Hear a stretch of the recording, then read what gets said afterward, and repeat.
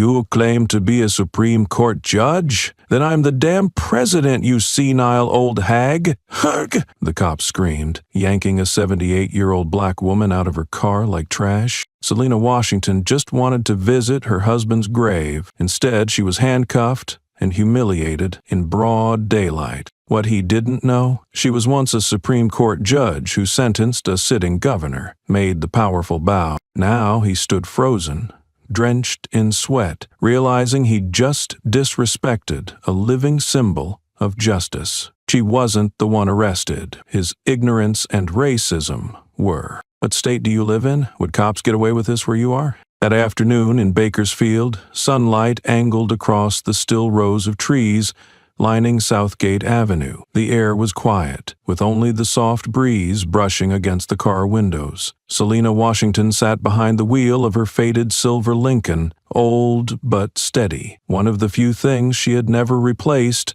since Thomas passed. She had just left Oakwood Cemetery, where she returned every year on the same day, placing white roses on her husband's gravestone and sitting in silence for several minutes. As she drove off, she didn't turn on the radio or open the windows. The silence around her wasn't mourning, it was familiar. The kind of silence one learns after years facing down courtrooms, the media, and the government. She had learned to survive inside it. At the southern intersection of the city, the red light came on.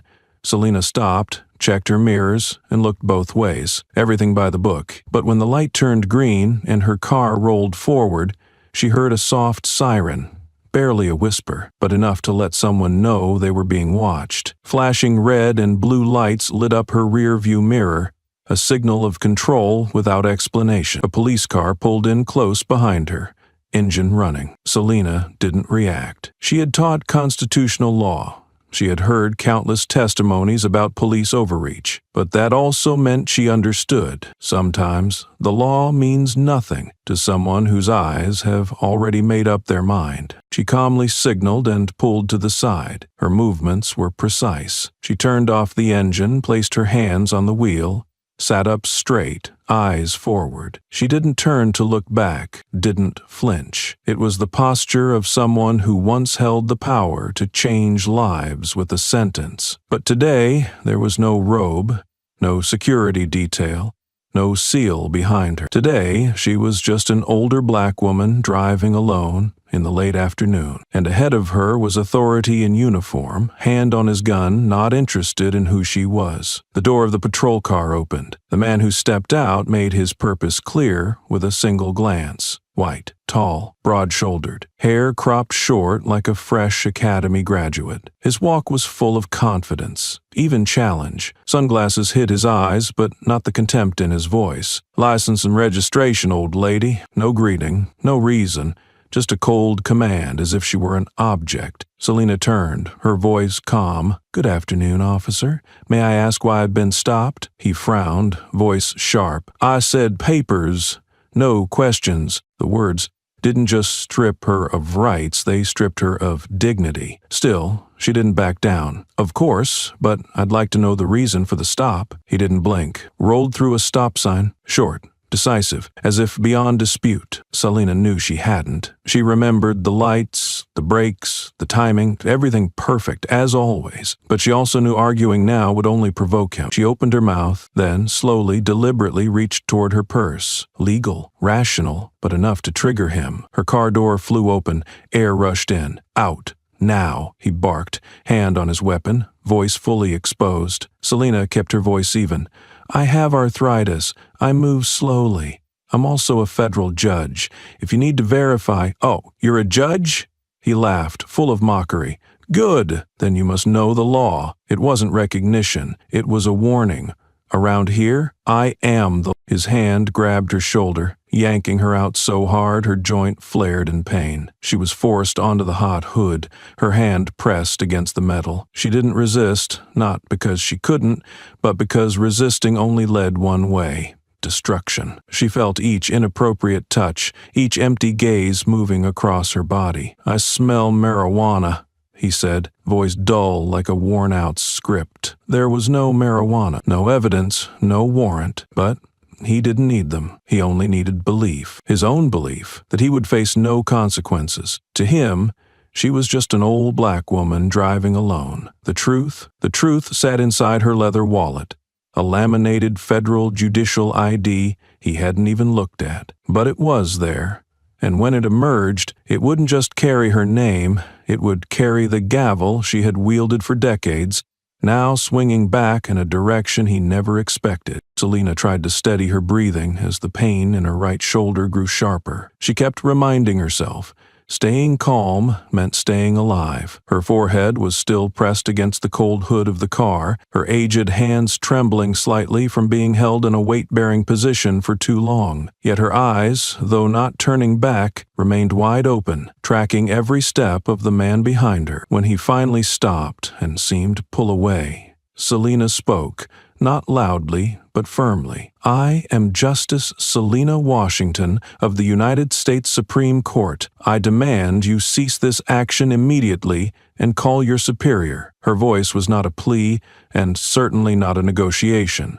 It was a command, carrying the authority of a life lived in law. But all she got in return was a laugh, sharp, clear, mocking. "You? Supreme Court Justice? Sure, and I'm the president." He sneered, turned toward the passenger seat of her car, reached in without so much as a word of permission, and started rummaging through it like he had every right in the world. Still, she stayed calm. "There's a federal ID inside, with a verification code from the Central Justice Office," she said, now turning her gaze to the back of his neck, where the police radio clipped to his shoulder kept crackling nonsense. Miller pulled out her leather wallet, flipped it open, glanced briefly at the card, and let out a scoff. "Fake ID? Printed it yourself? Gonna say, pretty impressive effort." He held the card up against the sunlight, peered through the laminated plastic, then shook his head. "You guys are getting more sophisticated, huh? Federal impersonation? That's another charge." Selena clenched her fists. She had seen false claims before, had witnessed clients framed because of their skin color, but being the victim herself, having her very name publicly denied, hit differently. Not because she doubted herself, but because she knew. In the eyes of men like Miller, her identity, even when printed, signed, stamped, and issued by the federal government, meant less than the skin she wore. "You just need to make one phone call. Someone will confirm who I am," she repeated, this time with a trace of indignation in her tone.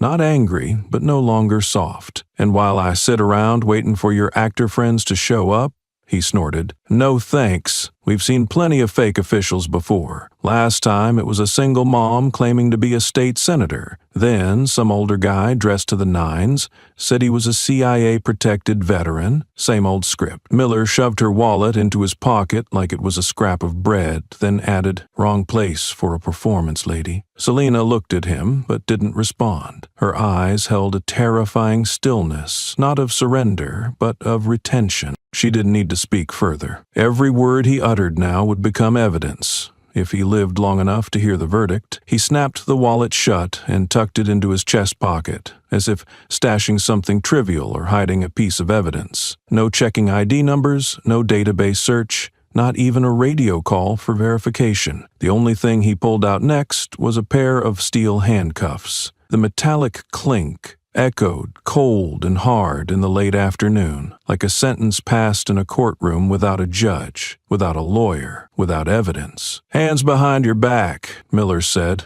almost gleefully. "You're under arrest for resisting and possessing forged government documents." He didn't need proof because in his mind he was the law, and someone like Selena, old, black, unyielding, couldn't possibly represent anything legitimate. Just as Selena was about to turn her head to speak, her arms were yanked back, hard and suddenly. A gasp escaped her throat, not out of fear, but from the pain shooting up her shoulder into her neck, flaring through joints already weathered by time. The cuffs were cold, sharp, and tight, clamping down as if to crush not just her wrists, but the title, career, and dignity she had built over a lifetime. She didn't scream, she didn't struggle, but her face, etched with deep lines from the years, hardened like stone, each feature tensed in resistance not to a man, but to the entire system standing behind him. Across the street, a young woman stopped in her tracks as she witnessed the scene. She froze for a moment, then pulled out her phone and started recording. Selena didn't see her,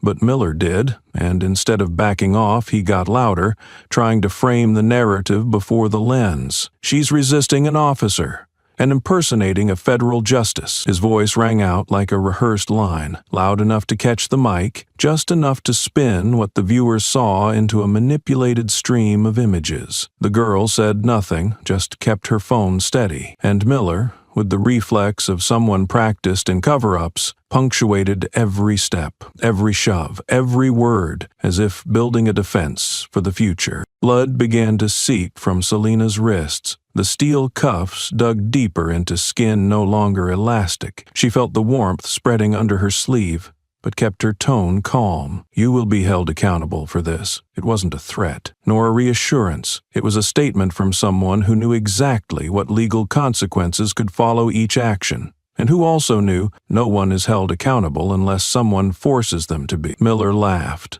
a laugh dripping with disdain. "You talk like you've got power." He shoved her toward the squad car, opened the back door, and pushed her in like a convict en route to jail. But this time, Selena turned her head, her eyes locked onto his, not flinching, not yielding. "Not power," she said, her gaze burning with a long-buried authority. "Truth." He froze, not out of guilt, not out of realization, but because he didn't know how to face someone who wasn't afraid of him. To him, the name Selena Washington was just a string of syllables, unverifiable, unimportant, untrustworthy, a meaningless sound in an afternoon he believed he had the right to define as lawful. But that name, today, would no longer be just a name. It would become the blade that sliced through the mask of an entire system, and he, Blake Miller, would be the opening chapter of a new indictment, titled Justice Denied. On the way back to the station, the patrol car jolted slightly each time it hit a pothole. Selena sat hunched in the back seat, her wrists cuffed behind her, forcing her to lean to one side to ease the pressure on her joints. Even the smallest bumps sent sharp pain through her shoulders. Her forehead still throbbed from when it hit the doorframe as she was shoved into the car, but she stayed silent. Not out of resignation, but because she knew that silence is sometimes the last shield left when all rights to speak had been stripped away. But to Miller, that silence wasn't resilience, it was defiance. He glanced at the rearview mirror now and then, as if waiting for her to speak, but she didn't give him the satisfaction. When the car stopped at the gate of the Randall County Police Station, Miller got out first, his boots stomping hard on the concrete. He walked around and opened the back door, barking, "Out! Now!" Selena tried to push herself upright. Her knees and wrists throbbed. Her back cramped from being stuck in one position too long. She turned her body, and as her foot touched the ground, she faltered. Her balance gave out, and she pitched forward. She opened her mouth to remind them once more who she was, using the same voice that had once commanded silence in hundreds of courtrooms. Perhaps, deep inside, she still believed in the power of words. But the words never made it out. Miller had already drawn his baton from his belt, a quick and precise motion like he had been waiting for this moment. "Resisting." "Huh?" he hissed, then swung. The baton struck the left side of Selena's temple, not a warning blow, but one meant to extinguish. The metal didn't make a loud sound as it hit bone, but it was enough to split the skin, sending a long streak of blood down her cheek. Selena collapsed sideways, hitting her head on the edge of the car before crumpling to the ground. Her head spun, not entirely from pain, but from the sudden rush of blood. She could still hear Miller's voice, now as if reading from a script. She resisted, threw herself into the patrol car. The words weren't meant for her. They were meant for the security cameras, or whoever might be watching the scene unfold. Another officer stood nearby, white, younger, still holding a cup of hot coffee. He glanced over, then turned away like he hadn't seen a thing. A brown-skinned female officer stepped up, her eyes skimming the blood on Selena's face, but she said nothing. No one asked, No one intervened. No one flinched at the injury. There was no need to verify what had happened. They had seen enough to decide they didn't want to get involved. Selena pushed herself up with her hands, blood smearing into wide red streaks on the gray concrete. Her hands trembled slightly, but her eyes stayed open, locking onto each person around her, not pleading, but recording. In that moment, she was no longer Judge Washington. She was just a 78-year-old woman, frail, cuffed, bloodied, and lying at the feet of those she once believed were meant to uphold the law. But she didn't cry, didn't beg. She only tilted her head slightly, eyes sharp as blades, staring into the air where no one truly looked back. No words were needed. The name Selena Washington was no longer something to introduce. It had become a target, and that same name, on a day not far from now, would become the verdict for those who thought they could erase dignity with a swing of a baton. Selena was dragged through intake like an anonymous petty offender. No one bothered to ask her name. No one read her rights. A police officer pulled her up straight and told her to look into the camera. The flash fired, capturing clearly the dried blood on her temple. She requested to see a nurse, her voice steady with the cadence of someone who knew criminal procedures better than anyone in the building. I need my blood pressure medication reinstated and this wound treated before complications arise. The response was a lazy shrug from the intake officer. You'll get checked when it's your turn. No one special here. That wasn't wrong. In a place like Randall County Jail, no one was special. But it was also another way of erasing whatever dignity had ever been attached to the name Selena Washington. They placed her in solitary confinement, the white light cutting straight into her eyes, like it was meant to erase her sense of time. The seat was a bent metal bar, cold and low, sending pain up her spine from her lower back. Both wrists were swollen, the metal marks clear, and every movement felt like being stabbed with pins. She tried to sit upright, pressing her back against the wall to relieve her hips. Faint sounds echoed from other cells, grumbling, a few coughs, the slam of a steel door. The thud of boots stopped in front of her cell. A young officer peered in, hands in his pockets. "Heard you're a Supreme Court judge," he asked, tone mocking, half laughing. "Cute. Must have overdosed on courtroom dramas." He walked off without waiting for an answer, like his only goal was to turn truth into a joke. Selena didn't respond. She knew if she reacted, it would only give them an excuse to delay medical care further, to write up more non-compliance reports. She had seen too many inmates punished internally just for speaking up about their rights. So she sat there, not in surrender, but observing. Every action, every glance, every sideways look through the glass went into the mental ledger of evidence she would one day use to bring the whole system down. But in this moment, what hurt most wasn't the wounds or humiliation. It was the blank stares of people who looked at her as if she were a fictional character. Not one person asked a question. No one paused to check her ID. No one needed to verify anything, because they had already decided. A black woman, gray-hailed, claiming to be a Supreme Court judge, could only be crazy. Selena had once walked into courtrooms where people stood as she entered. She had once been appointed by the president, once signed rulings that forced entire systems to change, and now that same name was seen as a joke, not doubted because of paperwork, but because of the body carrying it. She looked through the glass, catching a reflection of her own bloodied, dust-covered face. She didn't feel self-pity. She thought only one thing. If someone like her could be treated like this, what happens to those with no name, no title, no cameras, no one waiting at home? How long have they been silent? The detention room remained brightly lit, like a laboratory where the lights never go out. Selena sat leaning against the cold steel wall, her head tilted to one side, her hand resting limply on her thigh. The blood on her temple had dried into a dark brown crust, but the dull pain lingered, along with a lightheadedness every time she turned her head too fast. Thirst, exhaustion, and helplessness blended into a heavy silence, like a fog clinging to her body. The door clicked open. A pair of black shoes stepped in without the heavy stomp of authority that usually accompanied them. The young officer walked slowly, with a hesitation that wasn't clumsy.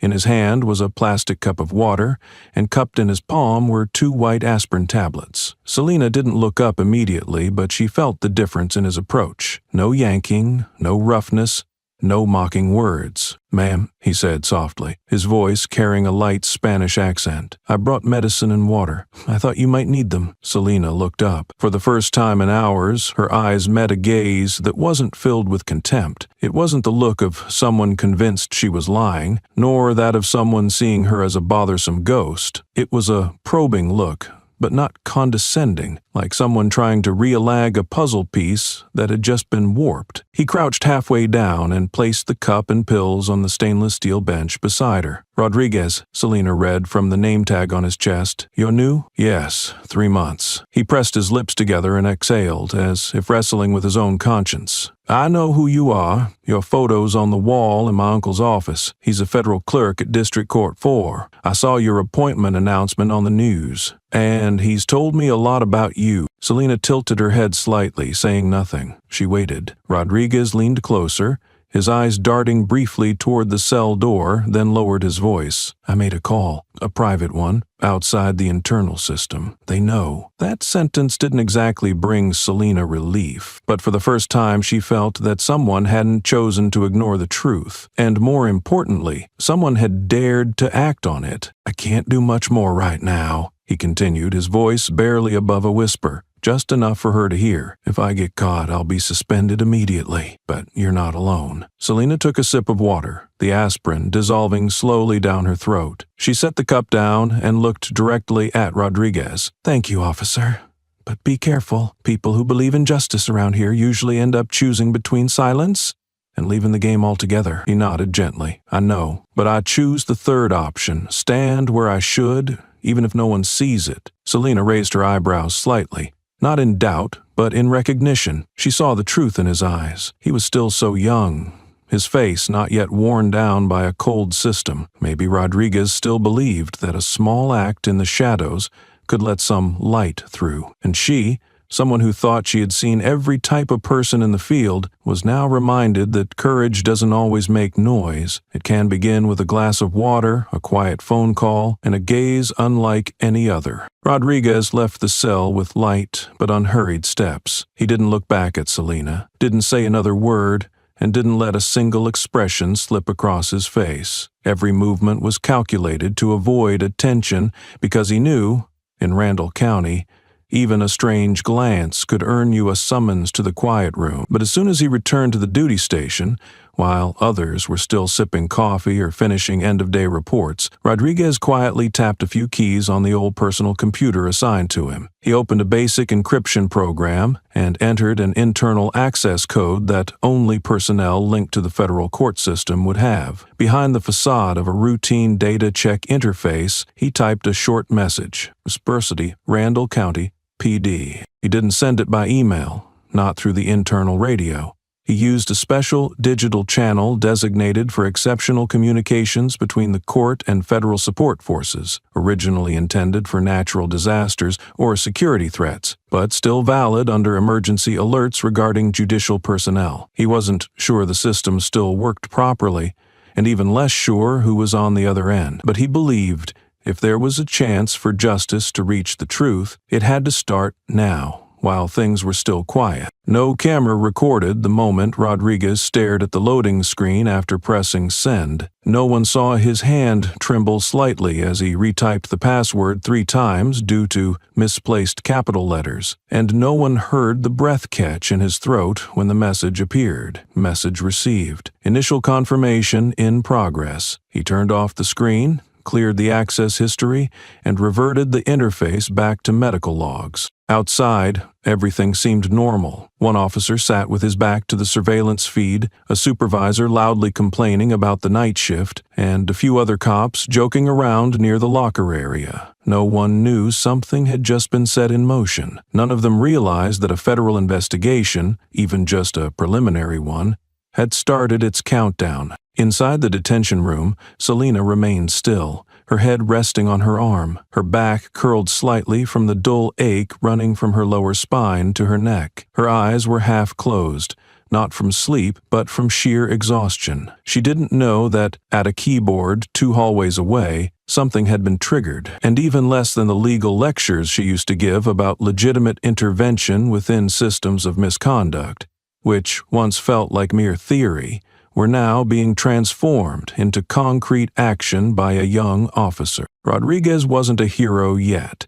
He was still too young, had never been to court, and had no idea what would happen if the system discovered he was the leak. But there was one thing he knew for sure. The woman in that cell was unlike anyone he had ever seen. She wasn't like any of the criminals that had ever been brought in. He didn't see some rebellious old black lady, the way a few of his colleagues whispered behind her back. He saw a symbol that had been scraped raw, a roll deliberately smeared, and if he didn't act now, he'd never be worthy of wearing that nameplate on his chest again. Outside the Randall County station, the sun had already dipped low, but in the heart of one young man for the first time, justice was no longer just a concept to memorize. It was a life-or-death decision that had to be made in absolute silence. 7:42 IEM. Inside the stifling dispatch room of the Randall County Police Department, the phone rang with an unfamiliar tone. It wasn't the usual short beep of internal calls. It was a long, sharp ring, tagged with a red priority code, used only for high-level federal inquiries. The duty sergeant, known for pretending to be busy to dodge morning shifts, picked it up lazily. But 5 seconds after hearing the caller's introduction, his face drained of color, as if he'd just heard his name read out in a congressional subpoena. "Office of the Chief Justice," the woman said. Clear and firm, no elaboration needed. "We are investigating the unlawful detainment of a citizen. Name, Selena Washington." Within 3 minutes, the dispatch room was in chaos. 2 IT staff were ordered to pull system logs. A records officer was dragged out of the break room to verify database entries.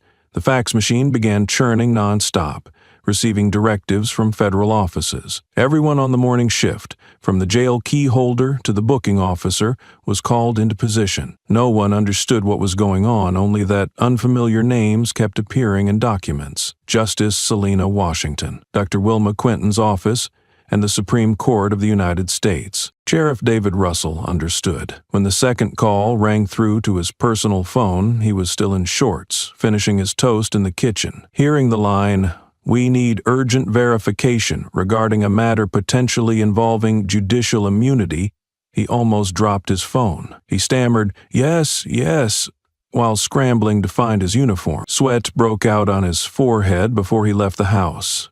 Not from fear of reprimand, but because he knew one unbreakable rule in local law enforcement: never touch someone above your chain of command. Less than 15 minutes later, Russell arrived at the station. He greeted no one, spoke to no one, and headed straight to records, demanding all documents related to the detainment of one Selena Washington. When he saw the photo, the signature, and the basic report, along with timestamps that matched reports from D.C., he knew the nightmare had begun. He ordered the immediate extraction of data logs, a list of operational cameras, and entry-exit records of all staff involved. He walked personally into the release room and signed the order himself. His hand trembled slightly, but the signature was firm. Emergency release, unconditional, effective immediately. He also knew, at this point, the matter was no longer his.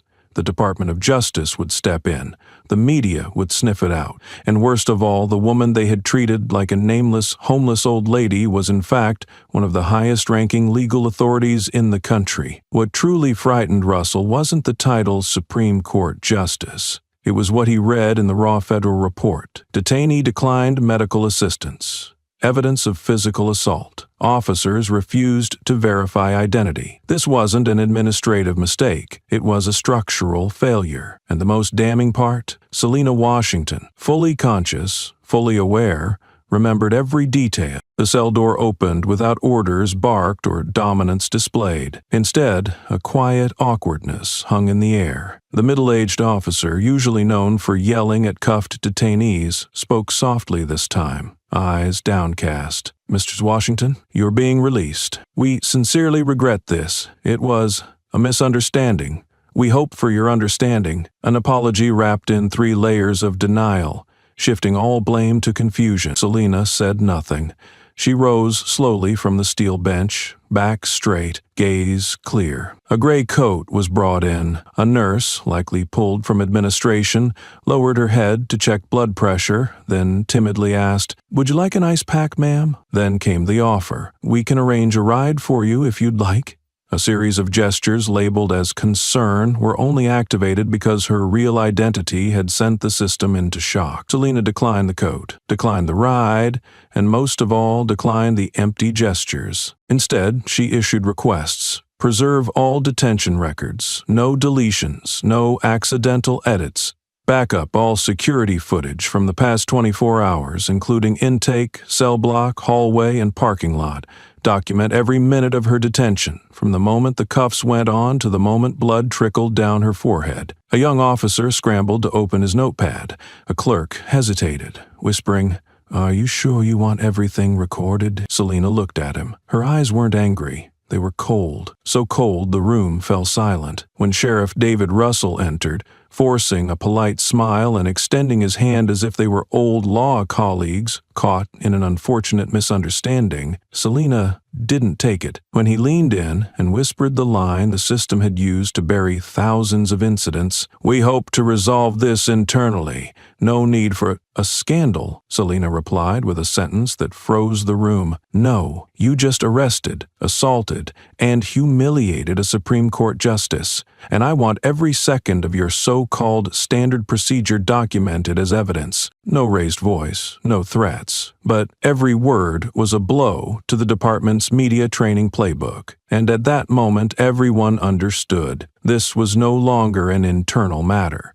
This was testimony, an indictment. A subpoena was issued to the entire system, a system used to turning victims into liars, misconduct into oversights, and truth into something negotiable. Selina Washington needed no apology, because apologies cannot scrub dried blood from a temple, cannot heal swollen wrists, and cannot restore the dignity they thought they could take with a pair of handcuffs and a shrug. What she demanded was simple: the truth, recorded, preserved, made public, and never allowed to disappear. Because justice doesn't begin in silence. It begins when someone has the courage to say, "I will not forget." And this time, that someone was her. The meeting room on the 3rd floor of City Hall had been thoroughly cleaned. Water glasses were filled, and the air conditioning was set to a cool, alert temperature. Everything was calibrated for what people in power call a containment meeting, a space where no one utters the word crisis, but everyone knows it's waiting just outside the door. Selina Washington sat at the head of the table. Her eyes were calm, spine upright, and the overhead lights caught the faint bruise still visible on her temple. She wore a plain white shirt, deliberately revealing the signs of her night in custody. Across from her sat 4 men and 1 woman, each representing a different arm of the system. The chief legal officer of the police department spoke first. His voice carried the polished tone of bureaucratic professionalism, smooth enough to evade accountability. "Justice Washington, first and foremost, we would like to extend our sincere apologies for what occurred. As you know, this was a serious administrative incident, but it does not reflect the core of our system. Therefore, we've agreed on a few proposals to close this matter quickly, minimizing damage to both sides." He slid a beige folder toward her, its title clear, "Out of System. Settlement Agreement." To his left, the mayor's office representative forced a tight smile and added, "We deeply respect your public image and understand your frustration. We're offering a formal memo from the mayor pledging a full review of our detention procedures, along with an honorary compensation of $250,000, 0 cents, entirely from a private budget and strictly off the record." The man beside him, the State Department of Justice rep, nodded so quickly he looked mechanical. "And of course, we're ready to retrain all personnel, especially on intake and classification. But what's important is that this doesn't escalate when we have the opportunity to close it together." Selina flipped through the pages. No one interrupted her. The room was so quiet that the hum of the air conditioner could be heard. Each clause was worded in soft legal language, carefully avoiding terms like beating, unlawful detention, or abuse of authority. In their place were phrases like incident due to administrative misinterpretation, suboptimal handling of error, and commitment to improve citizen agency interaction. There was even a confidentiality clause. If she agreed, all records of the incident would be sealed under administrative privacy codes, never to be used as legal precedent or cited in the press. A federal counsel from Washington, who had remained silent until now, placed her hands on the table and looked directly at Selina. I believe, more than anyone, you understand the difference between legal victory and moral victory. The former can be very costly. The latter sometimes comes with a well-timed handshake. Selina raised her head, scanning each face. She didn't snap, she didn't smirk, but the silence she carried wasn't for concession. It was the silence of someone who had seen the roots of the rot and knew that if she shook hands today,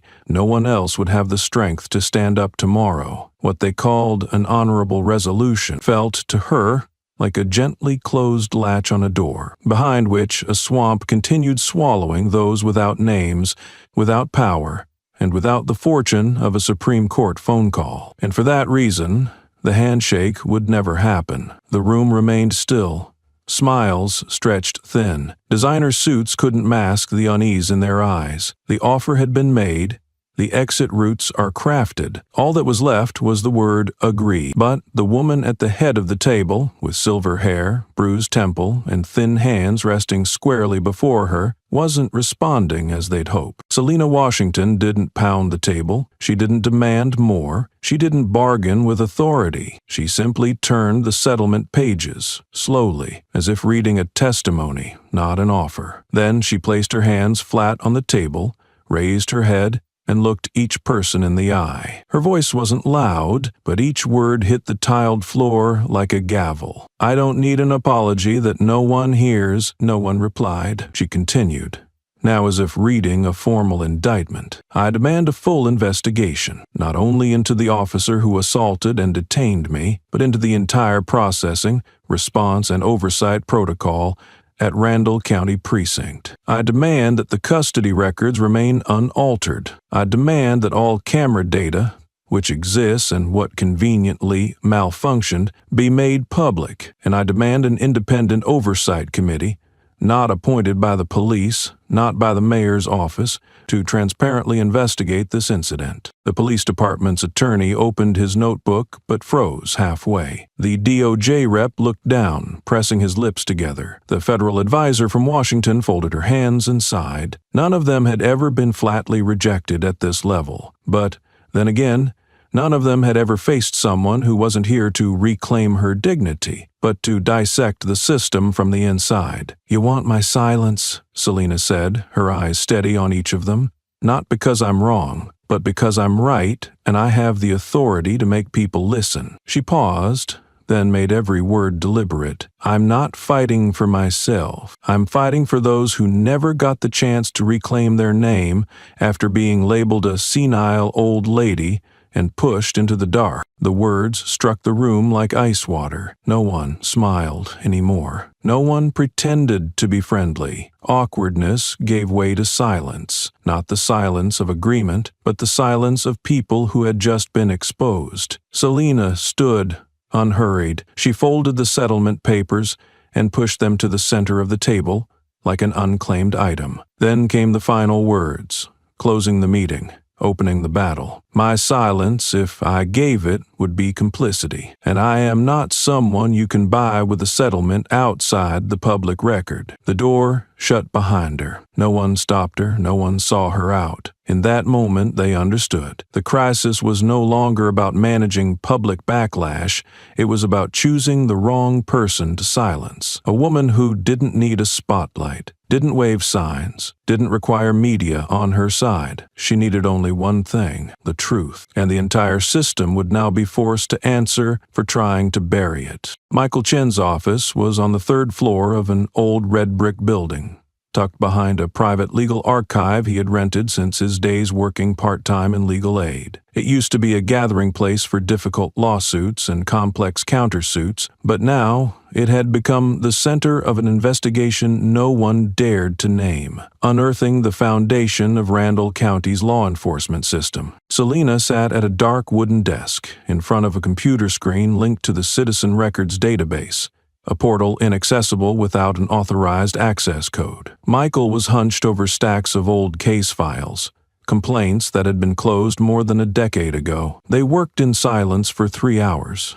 exchanging only clipped notes and sharp questions like, "Has this gotten a response yet? Did anyone sign off to verify this report's validity? Who rejected this claim?" In just the first morning, they uncovered over 30 complaints dismissed for insufficient evidence.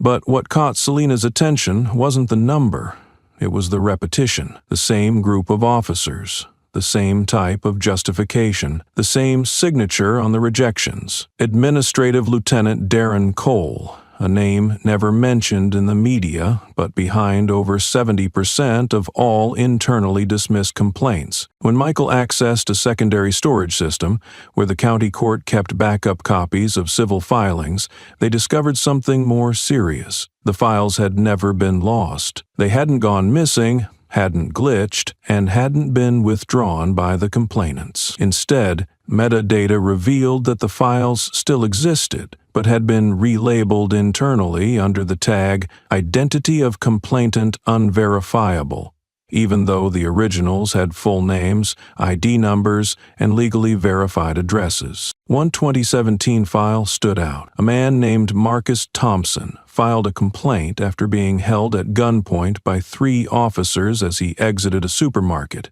The reason given was suspicious behavior. His complaint was dismissed just 26 hours after filing, but in the backup copy, they found a medical report attached, showing Thompson had 2 broken ribs and bruising consistent with being slammed to the ground. That report was not included in the police department's version of the file. Selena stared at the screen, her hand trembling slightly, not out of surprise.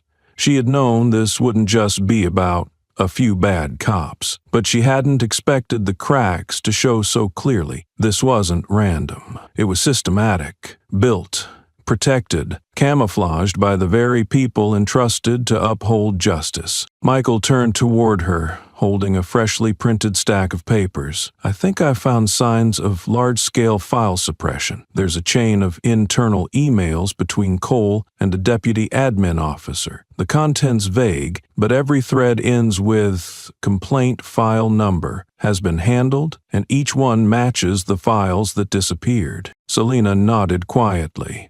She didn't say, "I knew it." She didn't need confirmation. But for the first time, something unmistakable appeared in her eyes. This fight now had a reason not to end. These files were never lost. They were simply waiting for someone relentless enough to look. And now that person was sitting here, in the heart of a city that once believed it had erased every trace. When the name Selena Washington appeared in local news headlines alongside the words "Supreme Court Justice Assaulted in Randall County," no one believed it was real. For many residents in the city's southern districts, where no law office existed within a 5-mile radius, the idea of a federal judge in handcuffs and bleeding was something that happened only in movies. But then the footage began to spread. An elderly black woman, small frame, white shirt stained with blood, is being shoved into a police car. A grainy video, secretly recorded from a sidewalk. A close-up photo of Selena, eyes no longer sharp,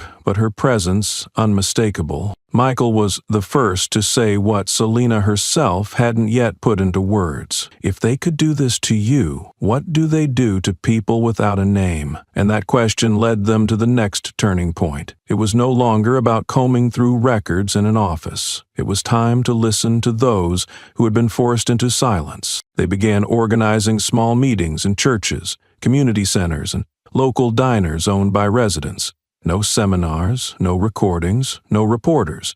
Just a whiteboard with one question. Have you ever been stopped and not known why? And under that question, hands began to rise, slowly, shakily, but no longer hiding. Mr. Luther Green, 72 years old, was the first to speak. Wrinkled face, gravelly voice from lung disease, he recounted an incident from 2009. I was standing outside my house, waiting for my granddaughter to bring food. A police car screeched to a stop. 2 officers got out. I asked, "What's going on?" and didn't even finish the second sentence before they kicked me down the steps. Broke my wrist. They wrote that I was verbally threatening. He had never told anyone but his wife, who passed away last year. Next was a young woman named Janelle. She didn't cry, didn't tremble, but her voice struck every person in the room like an unwritten indictment. I was arrested for driving with a broken taillight, detained for 48 hours for uncooperative attitude. I was 8 months pregnant. I begged for a medical check. They said, "She's faking pain to get out early." My baby was stillborn. They called it a prenatal complication. Telling her story for the first time, she didn't bow her head. And there were more. A young man with a broken nose from an interrogation room beating. An elderly woman was arrested for leaving her bike in a walkway. A mechanic whose house was raided at midnight. No warrant, no explanation. Each story, seemingly isolated, when laid side by side, formed a clearly fractured map. Randall County didn't have a problem with a few individuals. Randall County had a structure built on fear, where people learned to stay quiet because they believed speaking up only made things worse. But this time they were no longer alone, because the woman they had only seen on TV, in a black robe, holding a gavel, was now part of their story. Not above them, not outside it, but a witness, marked by blood, bruises, and a refusal to bow. Selena didn't write statements for them. She handed them a pen and paper. Michael didn't offer legal promises. He asked if they were ready to use their real names, and one by one they nodded. In the silence of the room, a sound was rising, the collapse of fear, and the formation of a collective case unlike anything ever seen before. When Michael Chen accessed the internal complaint system of the state police force, a database encrypted and restricted to those with legal-level clearance, he was prepared to see a few red flags. But what appeared wasn't just suspicious. It was a silent indictment, thorough, repeated, and shameless. Blake Miller, the officer who struck a Supreme Court judge on the Temple, had been accused at least 8 times over 5 years. The first case was in 2016. A black man named Kareem Jamal was pulled over for unusually slow driving. Miller was the reporting officer. Kareem was dragged out of the car, punched in the stomach, and detained for 12 hours for non-compliance. The complaint included photos of bruises and a medical report, but the internal conclusion stated Officer Miller responded reasonably to a perceived threat. No body cam footage retrieved, no formal cross-examination. The case was closed within 3 weeks. The second incident was in 2017. A young Latino man was slammed onto the sidewalk for refusing to hand over his phone. Conclusion: no clear evidence. The third, Miller called an Asian girl a snobbish immigrant lowlife after she requested an interpreter during questioning. Her complaint was dismissed due to lack of independent corroboration. And so it went, one case after another, all ending the same, internally closed. What stood out was that none of these cases resulted in disciplinary action. No warnings, no suspensions. On the contrary, just after the fourth complaint, Miller was transferred to the Special Night Patrol Unit, with greater discretionary power, less oversight, and almost no need for supervisor-level clearance in the field. Michael read the note in Miller's 2019 reassignment memo and felt a chill. Recommended to increase field autonomy, to leverage sensitivity handling experience. Leverage sensitivity handling experience was the system's coded phrase to cover up a pattern of violence. It wasn't accidental. It wasn't careless. It was deliberate, cultivated, and systematically preserved. An officer with nearly 10 complaints remaining on the front line, that doesn't happen without a protective hand behind the scenes. Michael printed every file, marked recurring details, and began mapping the timeline. What he found made him stop cold. After nearly every complaint against Miller, the department's administrative office received additional budget allocations for community control equipment upgrades, all approved from the same funding source. He called Selena immediately. When she arrived, he said only one sentence: "We're not investigating a rogue officer. We're exposing a mechanism that allowed him to exist." Selena stood in silence, watching the screen, the cold lines of rejected complaints scrolling by, each name a person, each red stamp is a smothered chance. And as she looked deeper, she understood. The badge Miller wore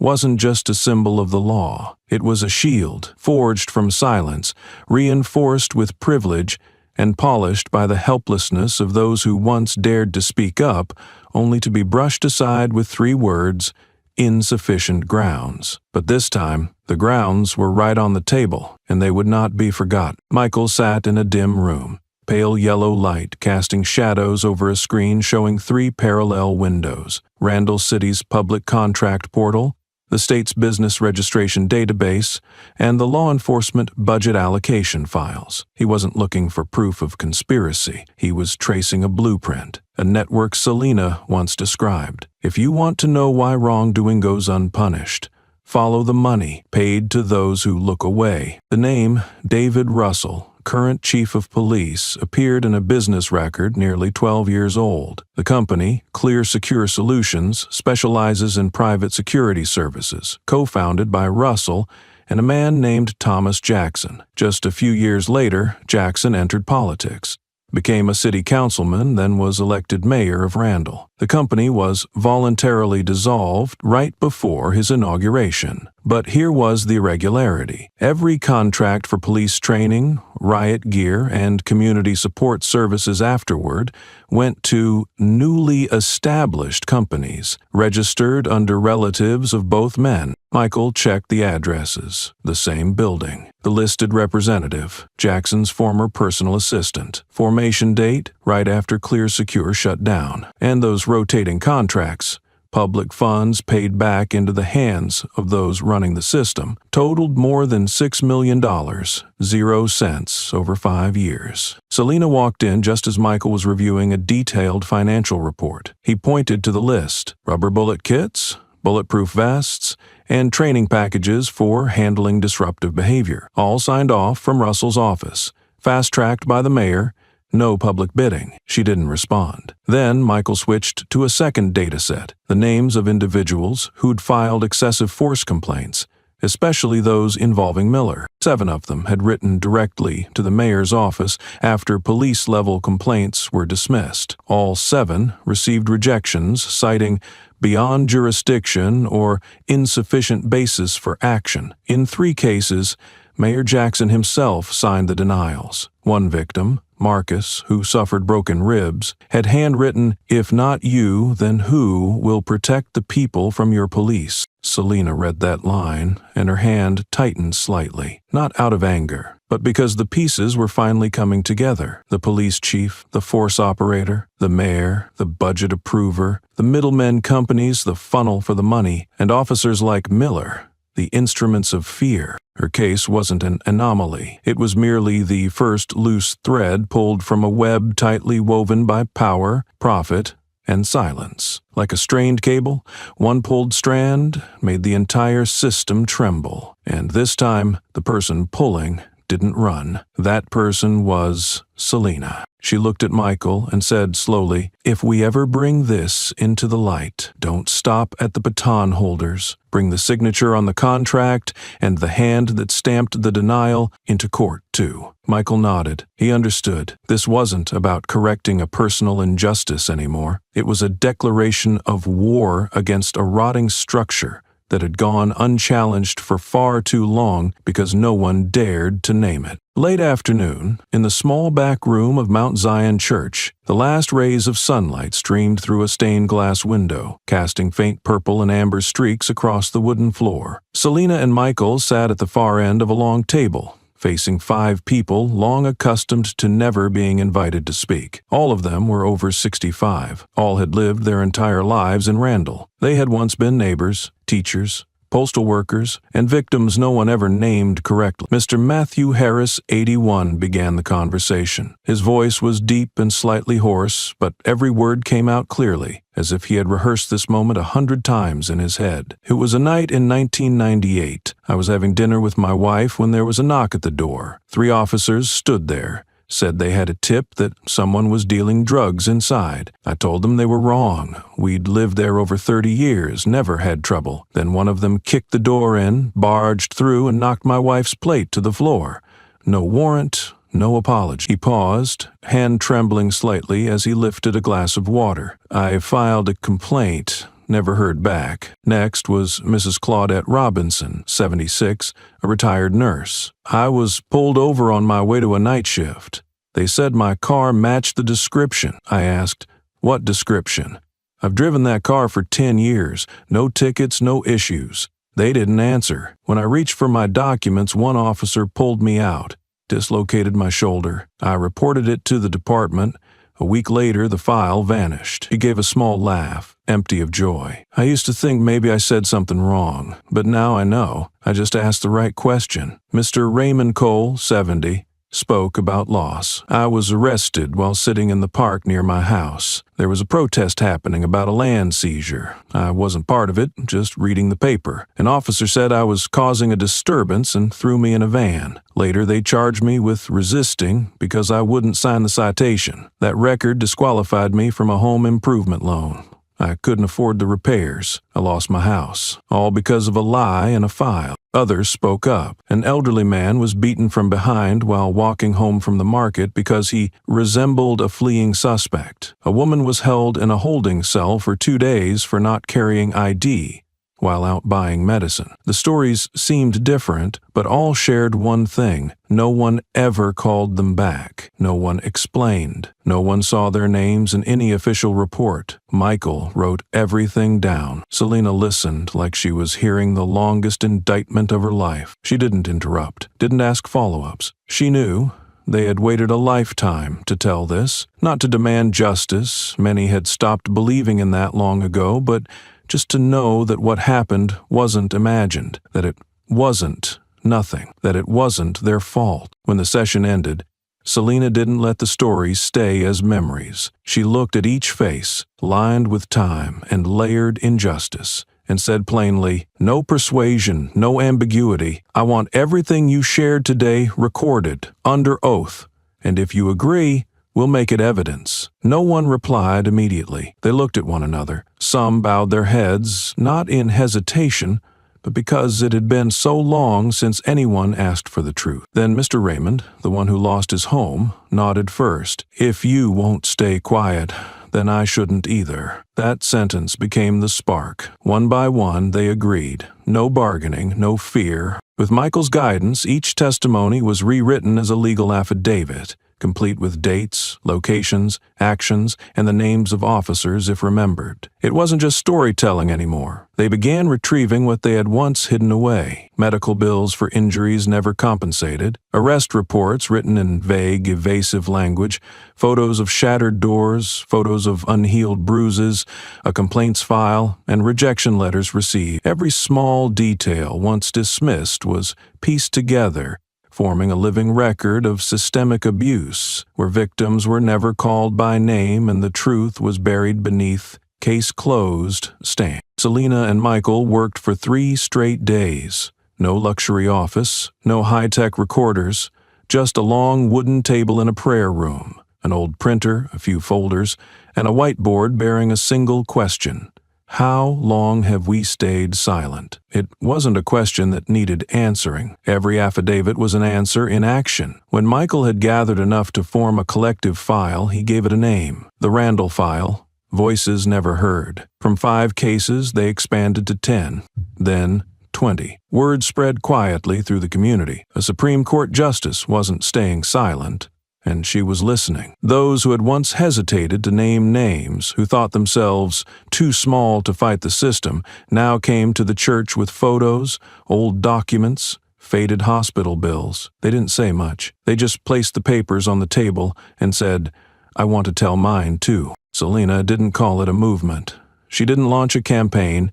She simply told each person, "I will place your voice somewhere they can't tear it up again." The room that had once held prayers now became a temporary archive, not of confession, but of truth that had been deleted from the system. And those who once seemed invisible, powerless, now stood at the center of something the law itself often failed to provide, an undeniable portrait of a community that had endured too much for too long. They didn't shout, they didn't march, they wrote, signed, and for the first time in their lives, believed their truth might finally stop being mistaken for a misunderstanding. There was no opening anthem, no banner backdrops or rows of gleaming flags, just a large meeting room in the St. Anthony Community Center, walls painted light gray, fluorescent lights with a yellowish tint, and rows of folding chairs packed with people. At the back of the room, a single microphone stood on a low podium. In front of it,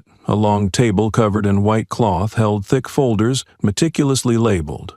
Sworn testimonies, detention reports, medical bills, camera evidence, personnel connections. Selena Washington stepped in through the side door. No security, no media handler. She wore a charcoal coat, her hair neatly tied up, her face composed, but her eyes razor-sharp. The room fell silent. People expected her to speak about herself, to recount the assault, to emphasize the pain, to generate sympathy. But she didn't. She didn't start with herself. She started with those who never got the chance to stand there. "I'm not here to relive what happened a week ago," she said, calm but steel-edged. "I'm here to state a truth. I wasn't the only one detained without cause. I'm just the first with enough legal standing to make it impossible for them to hide it anymore." Selena raised the first file. She read the name, date, location. Luther Green, 72 years old, arm broken for asking why he was stopped. Complaint. Denied. She opened the second. Janelle Morris lost her child in custody after being denied timely medical care. Medical records removed from the holding file. Then she pointed to the diagram behind her, showing the connections between three central figures: Blake Miller, officer; David Russell, sheriff; Thomas Jackson, mayor. Company names, procurement contracts, and public financial histories, laid out like a federal hearing. She didn't read it all. She didn't need to. Copies were already printed and handed to reporters. All she had to say was what mattered. "I'm not here to seek justice for me. I'm here to ask how many people have been erased from the system simply because they had no right to be remembered." There was no applause, no chants, but hands began flipping through the files. Recorders clicked on, cameras refocused, and on social media, within 15 minutes of her speech, the hashtag Justice for Selena was trending nationwide. Major news outlets, the New York Times, MSNBC, and NPR, launched dedicated segments on the Randall County case. Journalists who had once stayed silent began digging into old, forgotten complaints. A 32-second clip of Selena saying, "Silence is complicity, and I will never stand on that side," was shared tens of thousands of times. As for the people in that room, from single mothers to retired veterans, they didn't leave feeling they had witnessed a speech. They left feeling summoned into something bigger than themselves. A fight where, for the first time, the person leading it didn't need to shout, because the truth she carried was loud enough. 2 days after the press conference shook the nation, the Randall County Police Department appeared on television, not to apologize, not to correct, and certainly not to take responsibility. In a near-empty room with only a few local papers invited, a department representative spoke in a flat, bureaucratic tone. "This is a sensitive time. We are cooperating with the Department of Justice. We hope all parties will maintain a constructive attitude in the interest of the community." Not once was the name Selena Washington mentioned. Not one word of apology, not a trace of remorse from anyone within the system. That same day, a brief notice was released. Blake Miller had been temporarily suspended, pending investigation. Not arrested, not charged, not stripped of his badge. A police officer who had assaulted a Supreme Court justice remained on full pay, full rank. And as a gesture to pacify public pressure, Sheriff Russell added a familiar line: "We respect due process. No decisions can be made until the investigation is complete." But when a system chooses to not respond, it also begins to retaliate. Within just 48 hours, a flood of anonymous articles and videos began surfacing across free commentary platforms, right-wing blogs, and social media groups known for spreading conspiracy theories. The first headline: Selena Washington was once disciplined in college for illegal protesting. The content was vague, unsourced, yet shared thousands of times. The second: some of the witnesses in her case have prior convictions. Are they credible? The third was nastier. Selena is tied to radical policy groups that support abolishing the police. Every small detail, her past, her relationships, her political views, was dragged out, twisted, and shoved into an unofficial but very clear media offensive. Destroy the credibility of the one who brought truth into the light. Mainstream media didn't join directly, but they didn't stand clear either. Murky headlines began appearing in official outlets. Justice Washington, whistleblower or political operator, abuse of status or exposure of a system, a case that demands more than one perspective. No one accused her outright, but each headline questioned not the system, but the one who dared to question it. And like all smear campaigns, the goal wasn't to offer new facts, it was to plant doubt in the old ones. Selena didn't respond immediately. She didn't hold another press conference. She didn't publish a rebuttal op-ed. She didn't hire a PR lawyer. But she kept going, kept sitting with witnesses, kept logging affidavits,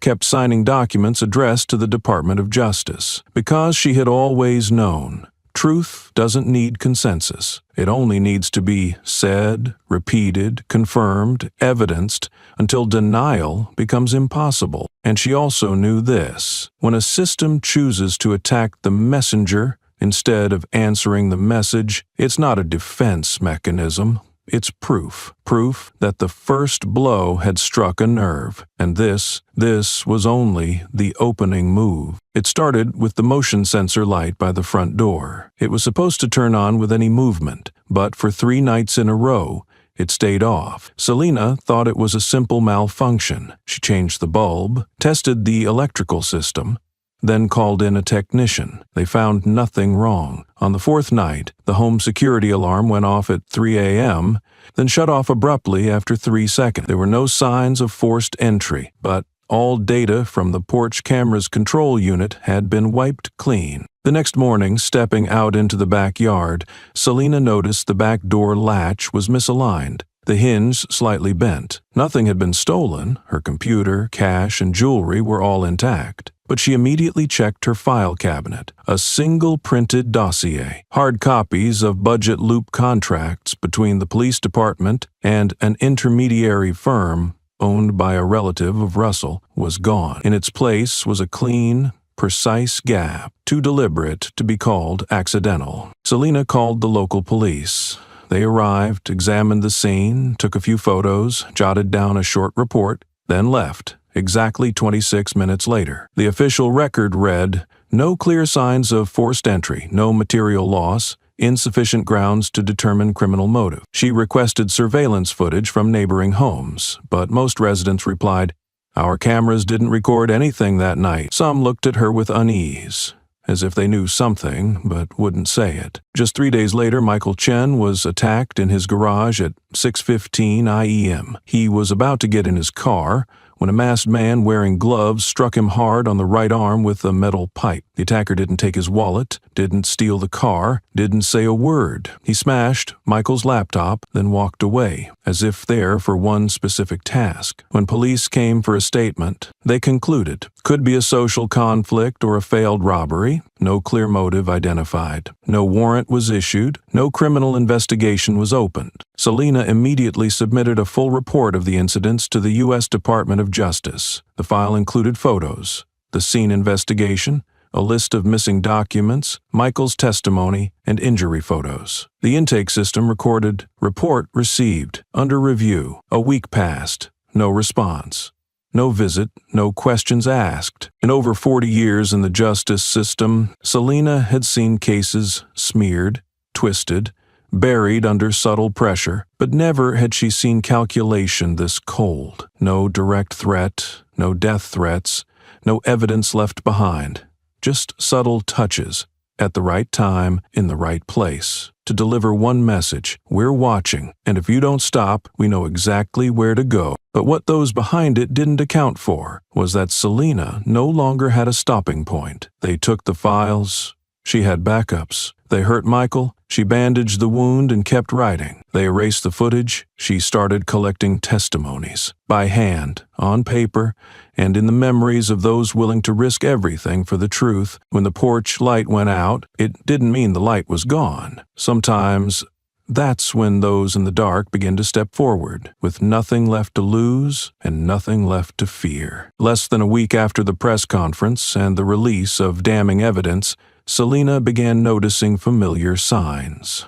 Not of victory, but of a tightening pressure moving silently around them. Not rebuttals, not arguments, but disappearances. Quiet, precise, intentional. The first was Raymond Cole, a key witness who had testified about losing his home after a fabricated charge of resisting law enforcement. 2 days earlier, he had called Michael, saying, "I've prepared my formal statement.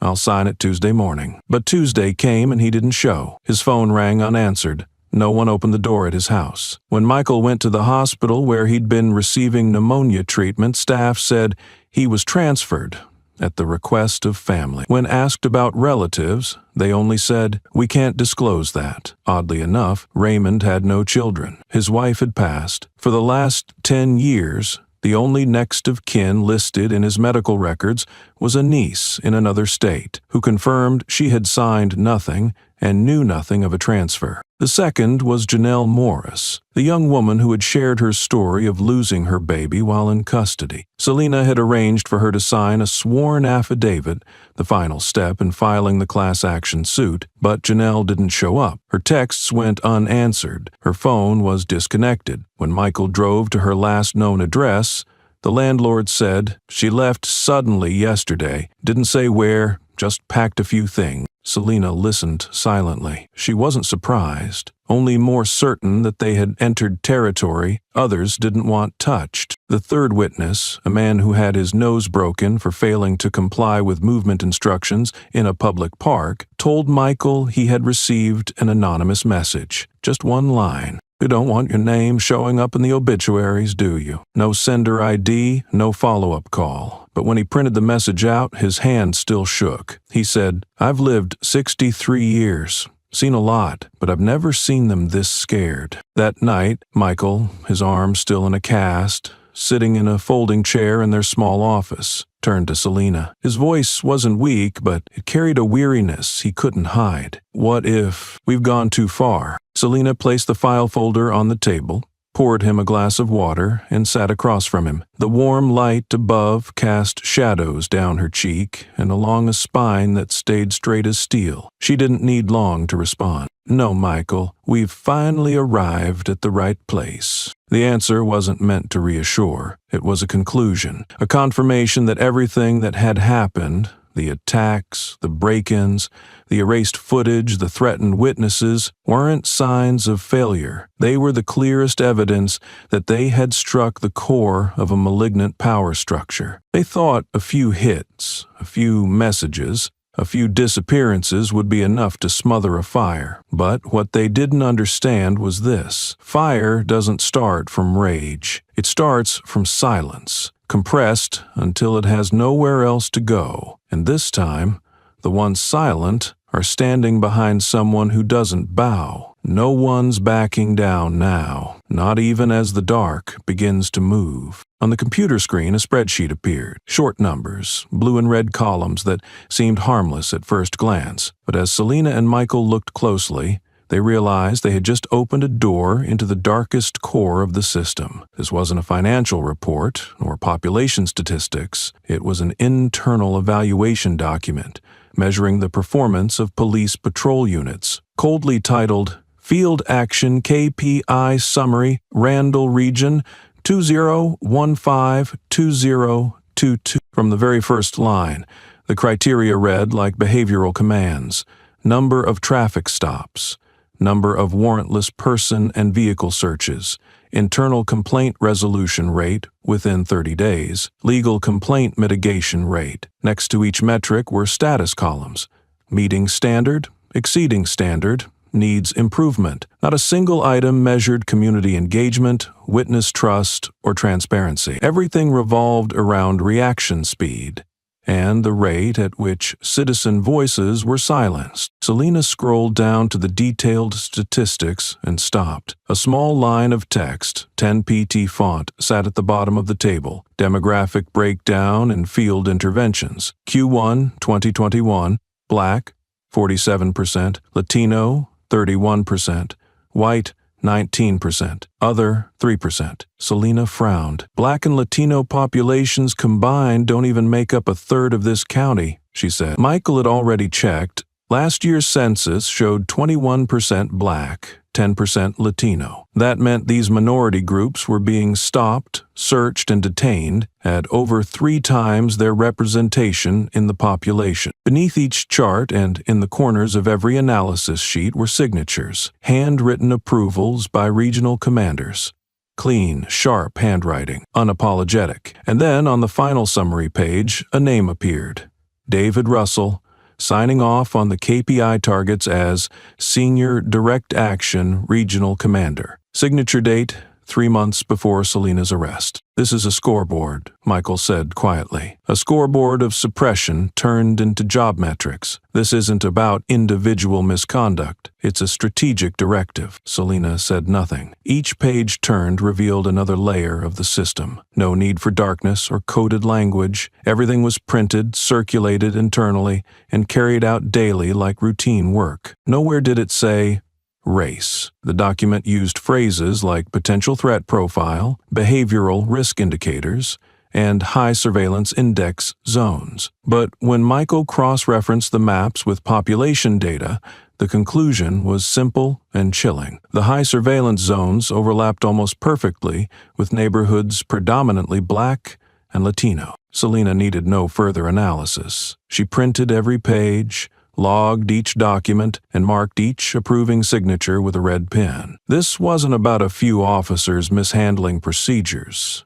This was proof, a system programmed to punish those with certain appearances, and everyone knew, but no one wrote it down until now. She looked at Michael, her voice low but heavy enough to close the day's work. They're not targeting people for breaking the law. They're targeting faces that match the quota. Data doesn't lie, if someone is patient enough to listen. And Selena Washington listened to every number, as if it were a witness testimony. After uncovering the racial arrest quotas, she and Michael dug deeper into public budget records, especially those with vague expense descriptions. One name kept surfacing: Federal Asset Seizure Participation Program. On the surface, it was a cooperation mechanism between local and federal authorities, allowing local agencies to retain assets suspected to be linked to illegal activity, even without formal charges. The key phrase was suspected. Selena reviewed the asset seizure records in Randall County over the past 5 years. Total seized assets exceeded $3,400,000, including cars, cash, phones, computers, even a small residential property in the East Side. But when cross-heckered with criminal filings, a stark truth emerged. Nearly 90% of cases led to no charges, no criminal record, no trial, no conviction, just confiscation. Michael pointed to one entry: Toyota Camry seized during a search due to odor of marijuana. No evidence found, no arrest. Vehicle retained. Owner unable to afford appeal. Another line: $3,200, 0 cents in cash, held due to suspicion of involvement in illegal transaction. No offense proven. Funds not returned. Selena frowned, flipping through budget reallocation records. Most of the seized funds were channeled into Emergency Detention Capacity Maintenance and Expansion Fund. In other words, money taken from citizens without court involvement was used to run the same system imprisoning them. But what made Selena freeze wasn't the number, It was the contractor's name. One of the 3 expanded detention facilities was operated by Hawkstone Correctional Services, LLC, a private company based in another state, but with a branch office in Randall. After a round of ownership tracing, Selena uncovered a chilling detail. One of Hawkstone's principal shareholders, holding 17% equity, was Vernon Jacobs, the brother-in-law of current Mayor Thomas Jackson. The connection was no longer murky. It was a loop. The police detained people, not because of crime, but potential for exploitation. Assets are seized. No court ruling. Money flows into detention centers, not state-run but privately owned, and profits cycle back to relatives of the most powerful man in local government. Selena set her pen down, her hand slightly trembling, not from fear, but fury. Fury at how justice had been stripped bare, bent, and sold off as a revenue tool. She didn't need more testimony. No speculation required. This crime wasn't hidden in some backroom interrogation. It was written in plain ink. Stamped, signed, and profitable. Michael exhaled, flipping to another file set. But Selena didn't need more to reach her conclusion. They're not arresting people for breaking laws, Michael. They're arresting them because it pays. And this time, she knew. None of them could claim innocence if someone dared to bring justice back into the hands of the people. Inside a rented conference room in an independent law office, Selena and her legal team, Michael Chen, 2 human rights attorneys, and a federal crime data analyst, began what many would call impossible, turning a series of seemingly disconnected acts into a structured criminal case. On the wall were relationship diagrams. Each arrow linked Blake Miller, the officer who assaulted Selena, to David Russell, who protected him by closing the internal report. From Russell, one line led to multi-million-dollar equipment contracts with third-party companies registered under relatives' names. Another pointed directly to Mayor Thomas Jackson, who approved the city budget and held indirect shares in the private prison Hawkstone Correctional. In the middle were the acts already documented: unlawful arrests, asset seizures without trial, obstruction of investigations, witness intimidation, and the discrediting of whistleblowers. Michael, eyes fixed on the screen, spoke calmly. This is no longer civil or administrative. This is structured. There's coordination, intent, and money flow. A female attorney nodded. Under DOJ criteria, RICO requires 3 elements. 1, a structured group committing illegal acts. 2, a pattern of repeated behavior, and PO, a power-driven motive. Randall County checks all 3. Selena quietly opened her notes from witness interviews. An elderly man had said, "I don't think they hate me. I think they saw me as exploitable and no one would speak up." A young woman had written, "I was arrested, lost my car, my money, never got a hearing, but what I lost most was the belief that the law protects me." When placed alongside the financial web of shady contracts, oddly synchronized executive orders, and coordinated attacks on those who spoke out, these testimonies formed a picture that was no longer anecdotal. Selena stood and pointed to the board. "Miller didn't hit me because he lost his temper. He did it because he knew he'd face no consequence. Russell didn't cover it up out of loyalty. He did it because he and the mayor were riding the same cash flow, and Hawkstone doesn't run a prison to serve the community. It's an investment model." The room grew heavy, not with fear, but with clarity. This wasn't a malpractice lawsuit. They were facing a criminal enterprise embedded within government. Selena turned to the lead attorney. "We're using RICO. Submit everything for federal criminal investigation." Michael asked, "Do we have enough?" Selena replied without pause. "We have what they don't: truth. And people who've waited a lifetime to prove it can't be buried by a signature." What began as a personal case now became a formal petition to open a federal RICO prosecution. And with that law, once used to dismantle mafias, cartels, and corrupt budget networks, Selena wasn't aiming to win. She aimed to dismantle it from the root. 3 weeks after her team submitted the RICO file, the FBI called an emergency session.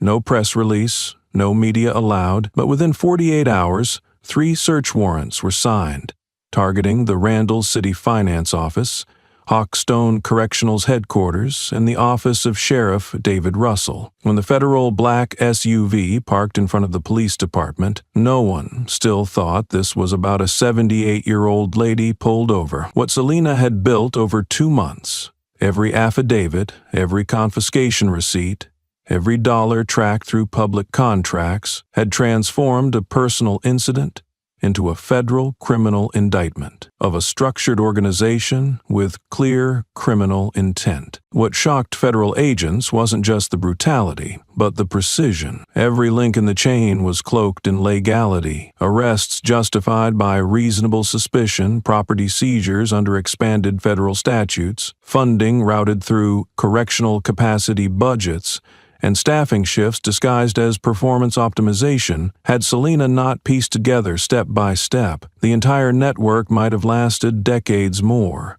shielded by the label of responsible community governance. The DOJ's preliminary report laid out 3 pillars of what they now labeled the Randall Executive Crime Organization. 1. Abuse of power and civil rights violations through undocumented quotas targeting racial minorities, searches and arrests without charges, and illegal acts rewarded as performance. 2. Systemic financial exploitation, confiscated assets laundered through internal reporting, funneled into capacity maintenance funds, and redirected into contracts tied to the mayor's family holdings. 3. Obstruction and retaliation, witnesses threatened, informants attacked, and complainants smeared in local media or labeled repeat offenders to undermine their credibility. David Russell was suspended, his office raided, servers and hard drives seized, containing data on more than 300 asset seizures without any criminal charges. Miller, the man who struck Selena, was charged with 3 federal offenses: aggravated assault, obstruction of federal investigation, and conspiracy to commit organized crime. But the most damning blow landed on Mayor Thomas Jackson, officially under investigation for conspiracy to profit from public office through government contracts. In a closed-door hearing, federal prosecutors revealed what Michael had uncovered weeks earlier. Jackson had used internal email to fast-track approval of Hawkstone funding, with handwritten notes saying, "Complete by Q3, for prison fund release." A sloppy scribble, but irrefutable evidence that the mayor wasn't passively complicit. He was a core architect. Selena was invited to attend as the initiating RICO claimant, a role rarely granted to anyone outside formal law enforcement. She declined the seat of honor. She requested one thing only: "I don't need to be honored. I need every name in that file to be read aloud and for them to be called what this system never did: victims." In a brief interview outside the courthouse, a reporter asked, "Do you think you've won?" Selena replied without hesitation, "If just one of them is convicted, no. But if a whole system is forced into the light, then yes. I believe justice has begun to move." From a woman in handcuffs on the roadside, Selena had brought an entire system to the defendant's table. The trial still lay ahead, but the indictment had been written, with evidence, witnesses, and the voices of those once pushed to the margins. The truth no longer belonged to one person. It had become something that could no longer be buried, even by a system trained to cover it up with polished reports. This time, the cover cracked, and inside it, a crime ring, with names, with proof, and nowhere left to hide. Just days after federal authorities announced the launch of an official RICO investigation, things began to change around Selena and her legal team, not with media noise, but with quiet, chilling signals. One morning, Mr. Matthew, a senior witness who had testified about police breaking into his home in 1998, showed up at the community center visibly shaken. He had just survived a car accident after leaving church. The police report claimed he lost control of the wheel, but when Michael took the car for an independent inspection, the technician confirmed the brakes had been cut, cleaned with specialized tools, leaving no debris. Hours later, Janelle Morris, the woman who had lost her child in custody and was under special protection, called Michael in a panic. Her 17-year-old brother had just been arrested outside his high school for obstruction of duty. He had done nothing except wait for a friend in the parking lot. Michael called the police for clarification, but the dispatcher coldly responded, "The matter is being processed." No comment. No one said it aloud, but everyone knew. What was happening was no longer inside the boundaries of the legal system. Selena began tracking every incoming call, every email, every slow-moving car in front of her house. Then came Michael's turn. One Wednesday afternoon, after picking up his daughter from music class, he received a call from a hidden number. The man on the line spoke in a calm, unhurried voice. "No need for introductions. You still let her out at 5th Street around 4:30, right? She usually exits from the side door, wears a purple backpack." Michael froze. Not because they knew, but because they said it. It was a message. "We're watching." He reported it to the police. They took a note. Reported to the DOJ. They asked for more evidence, but everyone understood people like this don't leave evidence. They don't need to act. They only need to let you know they could. At any time, Selena quietly installed cameras in her home. She didn't tell Michael or anyone else except a trusted IT specialist, but she knew she was the primary target, not because she was dangerous, but because she was the only one who was no longer afraid. One of the legal aides received an anonymous message, "So you all think you can turn that old lady into a hero." A few members of the internal team quietly stepped back, citing family concerns or not wanting to get involved. Selena didn't judge them. She simply said, "Don't carry this burden unless your heart is ready for the cold that comes with it." But she didn't step back. She continued reviewing files, signing documents, requesting independent audits. She knew systemic cases aren't only attacked in court, they're attacked through cut breaks, fabricated arrests, and calls that describe a child's backpack. The real cost of truth wasn't what the papers printed. The true cost was the restless sleep, the not knowing who might disappear next. But Selena had never expected peace. She came to rip the facade off a decayed structure, and if she had to pay for it, she wanted them to know that every blow they struck only pushed her one step closer to the final truth, the place where they'd have nowhere left to hide. That morning, a package was left on her front steps. No postmark, no sender, just a thick yellow envelope sealed with clear tape. Selena opened it carefully, her eyes tracking each layer of paper as if she already knew what was inside. Sheet by sheet she pulled them out, not a handwritten threat, not some coward scrawl, but a stack of bank statements, issued by the major financial institution she used. The final line in bold, balance $0.00 USD, all contributions from civil rights funds, legal aid grants, and human rights reimbursements, flagged as held for federal investigation. Selena didn't need to call the bank. An hour later, she received an email confirmation. All accounts associated with legal advocacy activities are under review per Section 42(9) of the Financial Security Act. No warning, no specifics, no timeline. Michael was stunned. He had helped prepare the financial records himself. No errors. Not a single suspicious line. But that didn't matter anymore, because this was a severed artery. That same afternoon, Selena got a notice from her insurance provider. Her health coverage, maintained for over a decade, had been canceled. The reason in the email: reported income does not match updated data from federal records. No warning, no opportunity to correct. Just a blank statement in an inbox full of unread emails, a direct punch to her most essential resource, health. But the moment that made her freeze, just for a second, was an email from Southwell Law School, where she had taught for nearly 20 years. The subject line was cold: reevaluation of honorary faculty status. The message was one short paragraph. Due to ongoing legal developments, we have been advised to re-examine all names associated with cases under federal investigation. Your listing as honorary faculty is under temporary review. No thanks,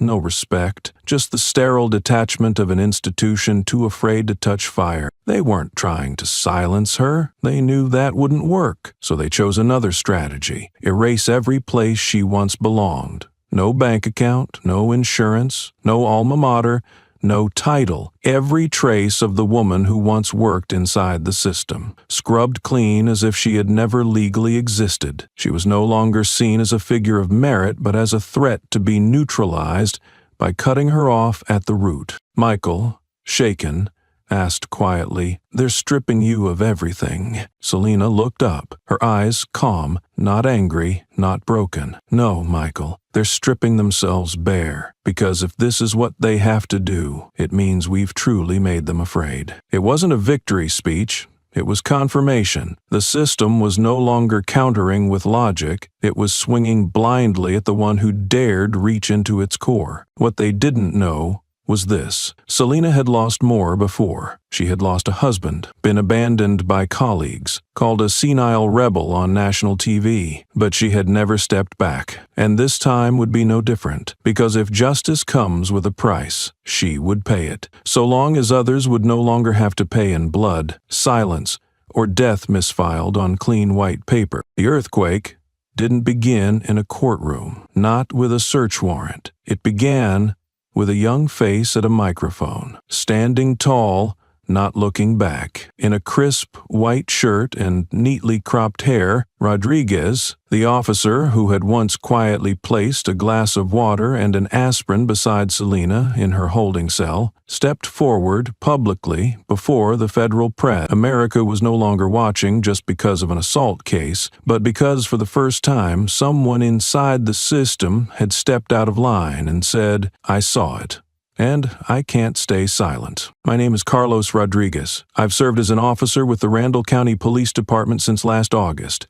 And I confirm, what Ms. Selena Washington alleged is not a misunderstanding. It's not an exception. It is an unspoken policy, operated as a system." His first sentence echoed across dozens of cameras, broadcast live on major platforms. Selena, seated backstage, not speaking, looked down at the table, her hands clasped, her gaze steady and grave. Rodriguez didn't just make a statement. He brought evidence. A hard drive, handed directly to a Department of Justice representative, contained 29 internal audio recordings spanning 3 months, captured during administrative meetings, task assignments, and media response coordination briefings. In one 58-second clip played live at the press conference, Police Chief David Russell spoke clearly, without euphemism. "Treat the Washington case like a misinformation leak. Push the file down to the 3rd floor, strip the data, remove it from the system. Leave no audit trail." Someone asked, "What about the front station camera?" Russell replied, "No one watches it. We're not obligated to retain it if the system logs a fault." Laughter and the sound of chairs scraping followed, seemingly innocuous noises, but now undeniable proof that erasing evidence was a coordinated act. Rodriguez also presented internal memos from regular crisis response updates held every Monday, where the media team and mid-level officers planned ways to dilute the narrative, shift public focus, and seed doubt about the accuser's character. Phrases like "use secondary channels for leaks" and "plant rebuttals via anonymous comments" appeared repeatedly. When a reporter asked, "Why are you doing this? Aren't you afraid?" Rodriguez answered without blinking, "I used to believe I was just a small cog in a big machine, but when I saw a 78-year-old woman handcuffed, beaten, and smeared for speaking out, I realized if I stayed silent, I'd be killing the truth, day by day." The press room fell silent, no applause. But in those few minutes, millions of online viewers shared the Russell clip. A new hashtag emerged. Rodriguez did right. Within 12 hours, over 20,000 people submitted formal requests demanding the Department of Justice expand the investigation, not just into the police department, but also the media team, administrative officials, and policy advisors behind the staged response playbook. Selena didn't speak at the press conference, but when Rodriguez walked off stage, eyes red but posture firm, she gently placed a hand on his shoulder and quietly said, "Your voice, this time, doesn't speak for me. It's the testimony of a system burying itself with its own recordings. Rodriguez wasn't a hero, he was just the first insider, willing to admit that truth can't survive in a place where everyone turns away when it falls. And because of that, he did what the law itself couldn't. He shook the wall that protected wrongdoing from the inside. Just 24 hours after Rodriguez's recordings aired publicly, the supposedly stable structure of Randall County began to visibly crack, not from outside pressure, but from collapse within. The same faces, once confident at press briefings, once flanking Chief Russell in community reform campaigns, now began to retreat. 3 deputy chiefs, each named in internal memos and linked to media strategy approvals, filed for temporary leave, citing long-term health concerns. At the same time, a senior communications advisor, who had directly helped script the response to Selena's case, petitioned to avoid a federal subpoena, citing fear of being charged as a co-conspirator. No one admitted guilt, but everyone was trying to pull their hands away from the bomb Rodriguez had detonated. Online, outrage exploded. Clips of Russell's voice circulated at lightning speed. Hundreds of thousands of comments demanded, "Prosecute Russell. Prosecute the mayor." Questions, once buried, now dominated national news. Who authorized the file deletions? Who backed the private contracts? Who ordered the witnesses silenced? Investigative outlets like ProPublica and The Intercept launched their own inquiries. Within 2 days, a special report confirmed at least 14 deleted recordings still existed as backups, secretly preserved by Rodriguez. Among them were 2 never-before-heard clips, one from a meeting including both Russell and the mayor's office, where they discussed containment of public discourse and cutting off legal aid funding, and another documenting a verbal order cut all witness support under the guise of budget reallocation. The blast was too big to contain. The Department of Justice could no longer stay silent. In a special press briefing, a spokesperson confirmed the RICO investigation was being expanded to include the City Budget Committee, the District Attorney's Office, and contractors tied to Hawkstone Correctional. Russell's prosecution was no longer an if, but a when. In Randall's administrative offices, tension thickened. Mid-level staff began inquiring about protections for cooperating personnel. Several former employees contacted Michael, offering more documents. If non-prosecution guarantees could be secured, the system was no longer unified. It was dismantling itself, piece by piece, to avoid being pulled into the core collapse. And in the middle of it all, Rodriguez, the lowest-ranking link in the chain, was the one who forced the entire wall of power to step back. He didn't shout, he didn't make grand speeches, he simply offered what he heard, what he saw, and let the truth do what 100 lawsuits had failed to, make those who once thought themselves untouchable start looking for personal attorneys. Selena didn't leave the office during those peak days. She received dozens of interview requests from major networks, but declined them all. When Michael asked why, she simply said, "I've stood at the microphone already. Now it's time the system says what it thought no one would ever hear." And that was the real blow. They didn't fall from outside assault. They crumbled because people inside the system stopped being willing to take the blame. Rodriguez didn't just shift the story from Selena, he made it about everyone who had ever stayed silent. And this time, the wall of power wasn't broken down. It was breaking itself, brick by brick, from within. When the large doors of the Central Federal Courthouse opened, light from the main hall cut into the courtroom like a cold blade. The hearing was scheduled for 8:30 a.m., but by 6, clock hundreds had already lined up outside, not out of curiosity, but because they wanted to witness, in person, what the entire city and the nation had been watching closely. A lone individual standing up to challenge a decades-old power structure. Selena entered under the watchful gaze of too many. She wasn't wearing a judge's robe, no official insignia, no escort, just a 78-year-old woman walking slowly but not bowing her head, dressed in a worn dark gray suit, small in stature, but each step carrying weight. Reporters from major networks leaned in to snap photos, but no one spoke loudly. Protected witnesses, seated along the first 2 rows near the door, nodded in greeting, some with tears in their eyes. Selena looked at them, said nothing, and nodded back, as if to say, "I'm here for you." When she took the witness seat, the long wooden table at the center of the courtroom, facing a 3-judge panel and the defense's row of attorneys, the entire room fell completely silent. Not a single cough, no clicking pens, only the faint whistle of wind through the glass panes. Then the defense team filed in. 7 lawyers representing the Randall Police Department, the City Budget Committee, the Mayor's Office, and Hawkstone Correctional. Each came equipped with laptops, paper stacks piled high like walls, and trailed by 2 public relations experts seated just behind, tasked with managing public narrative. None of them looked at Selena. But she looked at them, not with anger, not with disdain. It was the look of someone who already knew. The more paper you stack on a table, the easier it becomes to bury the truth. And it was precisely why she had come, to peel back every layer. The defense began with confidence.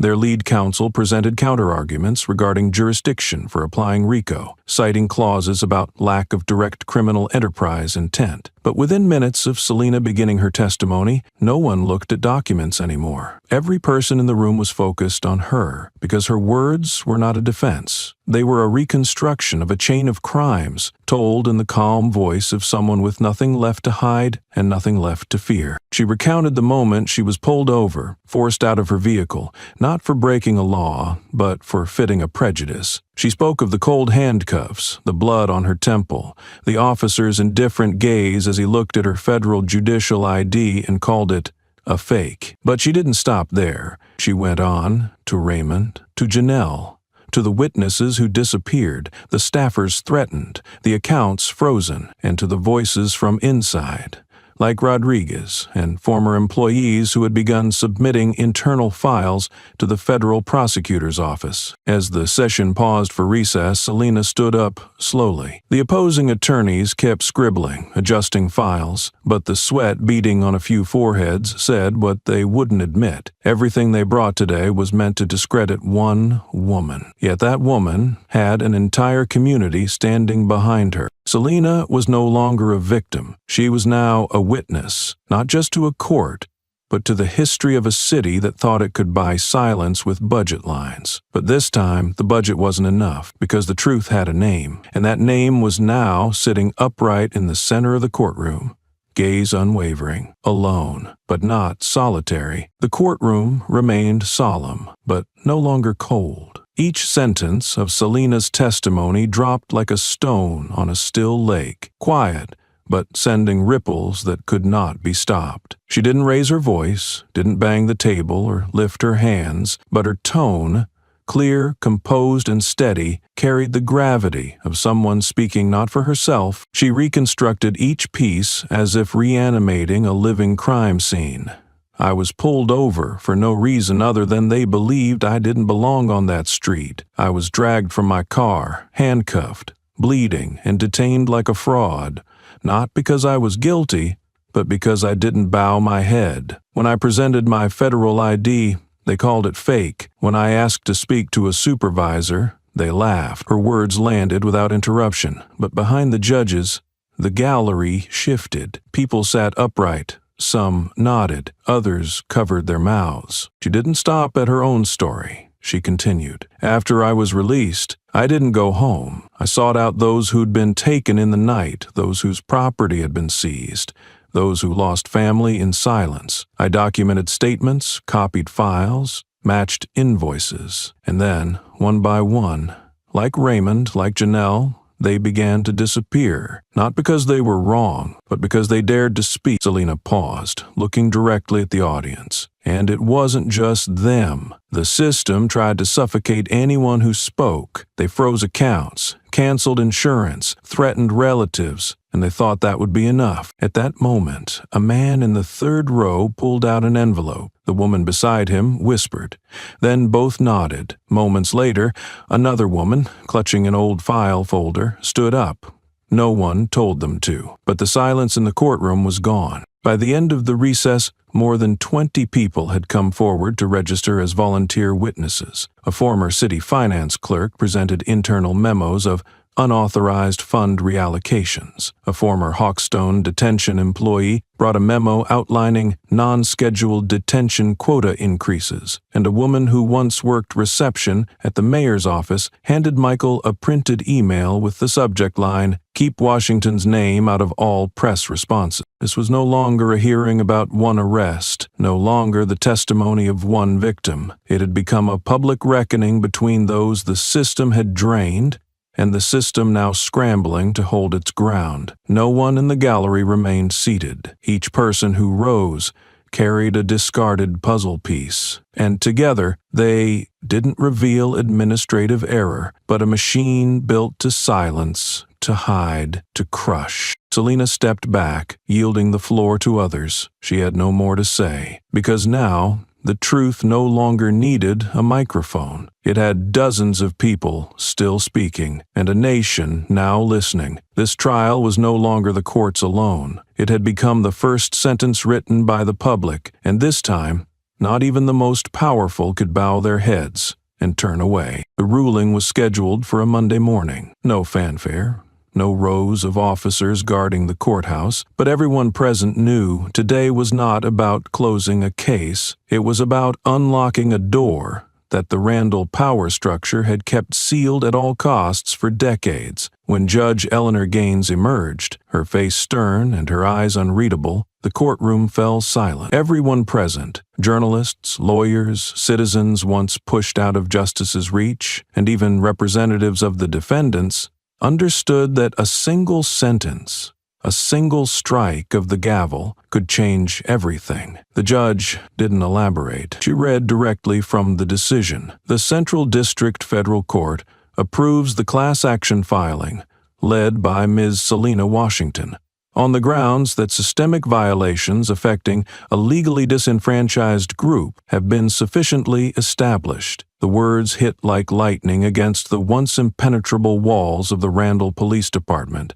the mayor's office, and their network of protection. But the next part shifted the room entirely. The court also authorizes the expansion of the investigation to include up to 10 years of systemic behavior, encompassing all internal records, budget documentation, subcontractor agreements, and grievance handling data. In a single moment, everything Selena's team had built quietly, combing through paperwork, verifying invoices, replaying recordings, was legitimized under federal power. They no longer needed to request information.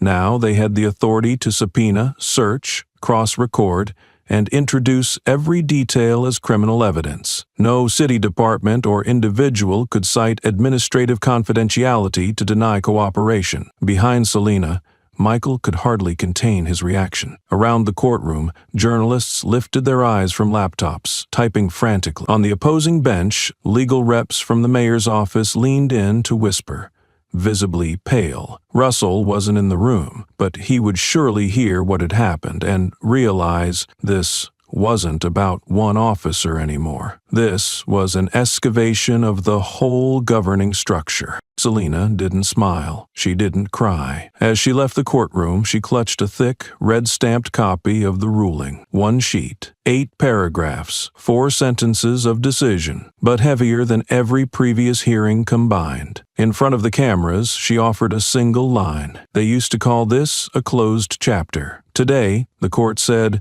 no, it's only beginning. From being pulled out of a car, mocked as an impersonator, and detained without cause, Selena had become the legal representative of hundreds who had lost their names, their voices, their rights. And now, with a document signed by federal authority, she held the one thing the system feared most, the power to look directly into everything it had once buried. From the moment the federal court approved the class action and authorized a decade-long review of systemic misconduct, the entire case transformed. What used to be labeled isolated, administrative error, or misunderstanding no longer held. Once the court allowed full access to files, contracts, and financial records, everything previously hidden behind red tape, Euphemistic language or off-the-record meetings became fair game. Selena's team no longer had to petition case by case.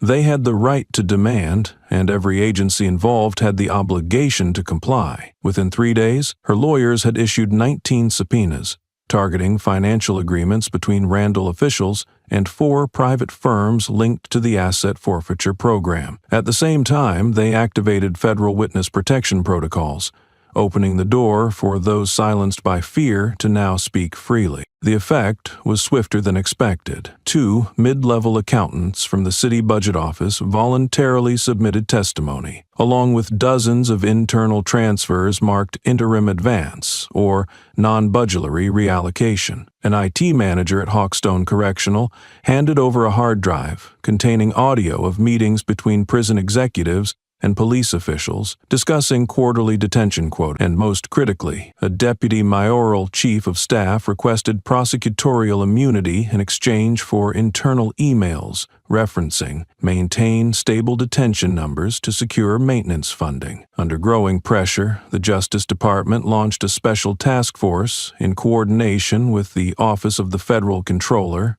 and the Treasury to audit Randall's public finances from the past 10 years. For the first time, the investigation widened beyond enforcement, now targeting budget authorities, contracting boards, and public service procurement offices. This wasn't just a police case anymore. It was dismantling a network that had long believed itself untouchable. And this time, Selena didn't need to knock on every door. She didn't need to chase every testimony in silence. The doors that once shut in her face were now opening from within, not out of goodwill, but because too many now understood if they didn't come forward, they'd be summoned later, not as witnesses, but as defendants. Selena didn't celebrate. She didn't appear on talk shows. She just stayed at her desk, flipping through each document, highlighting names, because she understood. Justice doesn't arrive with a ruling. It arrives when the power dynamic flips, and those once untouchable are forced to reveal themselves, layer by layer, under the light of a law they thought could be bought. Not anymore. That morning, Michael didn't answer his phone, a rare occurrence. He was always the one to text Selena before every meeting, every hearing, even if just to ask, "You doing okay today?" But this time, there was only silence. Selena began to feel something was wrong. By midday, her legal aid received a call from an unknown number. On the other end was a nurse, voice tense but professional. "Mr. Michael Chen has just been admitted to the ER following a car accident. Location: the intersection of 9th and Avenue D. Status: severe head and shoulder trauma." Selena left her session with the legal team and rushed to the hospital. The first thing she saw was Michael in the ICU, head wrapped in white gauze, shoulders bruised on both sides, breathing fast but alive. Doctors said he had a mild concussion and multiple fractures in his shoulder, but his life wasn't at risk, barring complication. But what shook Selena to her core wasn't the injuries. It was what the front desk told her. "We received an earlier call from someone claiming to be his family. They requested that no medical information be shared with anyone except his private attorney." The caller was male, unverified, but extremely assertive. At the same time, Selena's phone lit up with notifications for 4 separate banks where she held funds for legal aid and operational support. All 4 sent formal notices. Accounts temporarily frozen due to potential connection with ongoing federal litigation. Audit process will take up to 30 days. These were the operational lifelines of her legal campaign. Funds for maintaining the office, paying advisors, protecting witnesses, and running secure communication. All 4 accounts frozen at once. This wasn't coincidence. Before she could catch her breath, Selena's inbox began filling with familiar, but now icier messages. "The fire dies when there's no more wood. Your teammate's quiet now. Want to be next?" Not everyone's strong enough to carry the weight of someone else's life. She didn't respond. But for the first time in months, Selena felt something different settling in. This wasn't psychological warfare anymore. This was a kill strike, not aimed at reasoning, but at the roots of the resistance. They didn't need to disprove the truth. They only needed to make the one speaking it unable to stand. The entire system, from banks to insurance providers, from data records to financial audits, was now being wielded like hidden blades. And as Selina looked at Michael's unconscious body, she understood with perfect clarity, when the enemy can no longer deny the truth, they will deny the right of the truth-teller to exist. But even then, she did not retreat.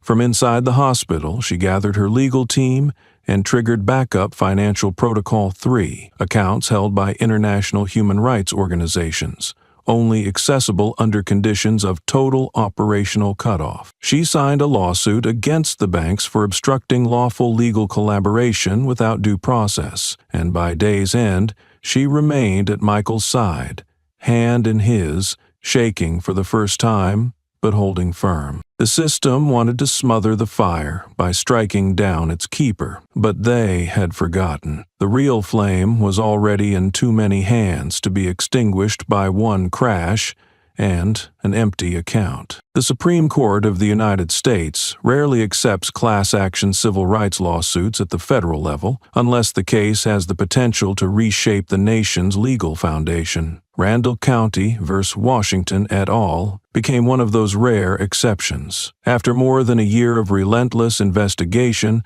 litigation, and pressure from the system's lowest levels upward, the case was now officially titled Washington v. Randall County et al., a legal file many experts were already calling the case redefining 23rd century citizenship. Yet, beneath the bright glare of legal and public attention, there was a bitter paradox. Selina Washington, the initiator, the fighter, the survivor who carried the truth to the highest court, would not be sitting on the final bench of judgment. As one of the 9 Supreme Court justices, Selina had full legal standing to sit on the panel, but her name, listed first on the plaintiff line, changed everything. According to judicial ethics, any justice with a direct or substantial emotional stake in the outcome of a case must recuse themselves to preserve impartiality, and she didn't wait for anyone to ask. Selina voluntarily submitted her recusal statement before the case was placed on the docket, brief, formal,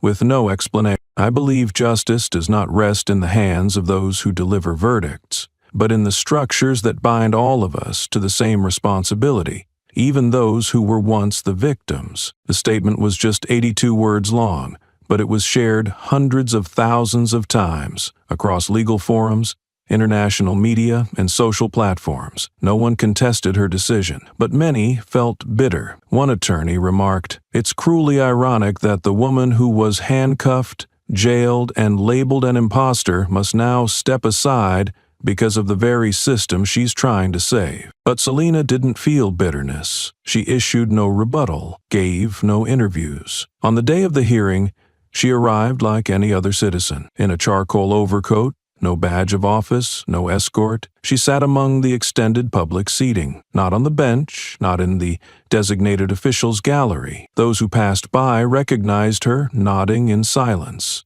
One person held her hand tightly without saying a word. No one asked for autographs. They knew.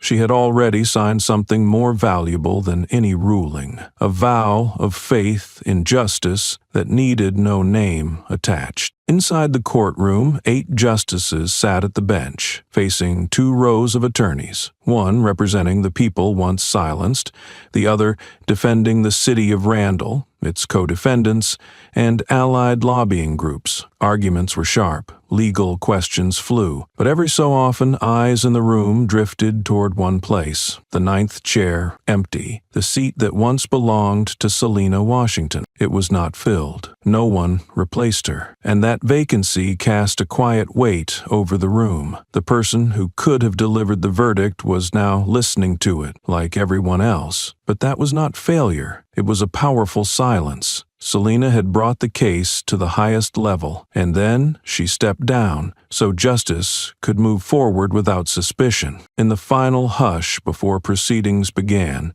she leaned toward Michael, now partially recovered, seated beside her, and said softly, "Justice doesn't need me to be at the bench.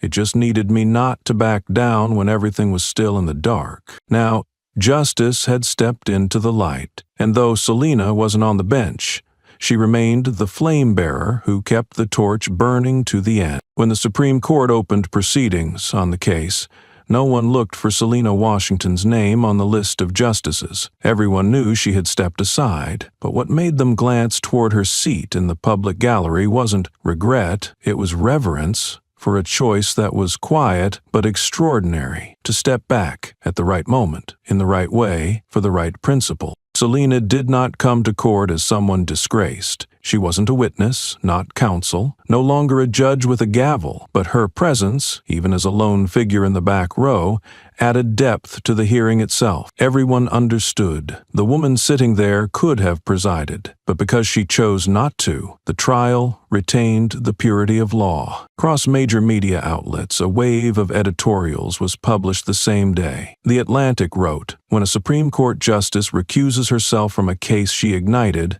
it's not weakness, it's strength. The kind that understands real justice doesn't bear personal fingerprints." On CNN, a commentator remarked during a live broadcast, "She didn't deliver the verdict, but her silence today is the loudest oath of integrity we've heard in years." And Selina, the woman once handcuffed in front of a patrol car, struck in the temple, smeared by media, locked out of accounts, stripped of titles, now sat upright, head held high, not to prove anything, but to remind everyone the guardians of justice don't need to wield power. They just need to refuse to surrender the truth. In the courtroom, arguments rang clear and precise.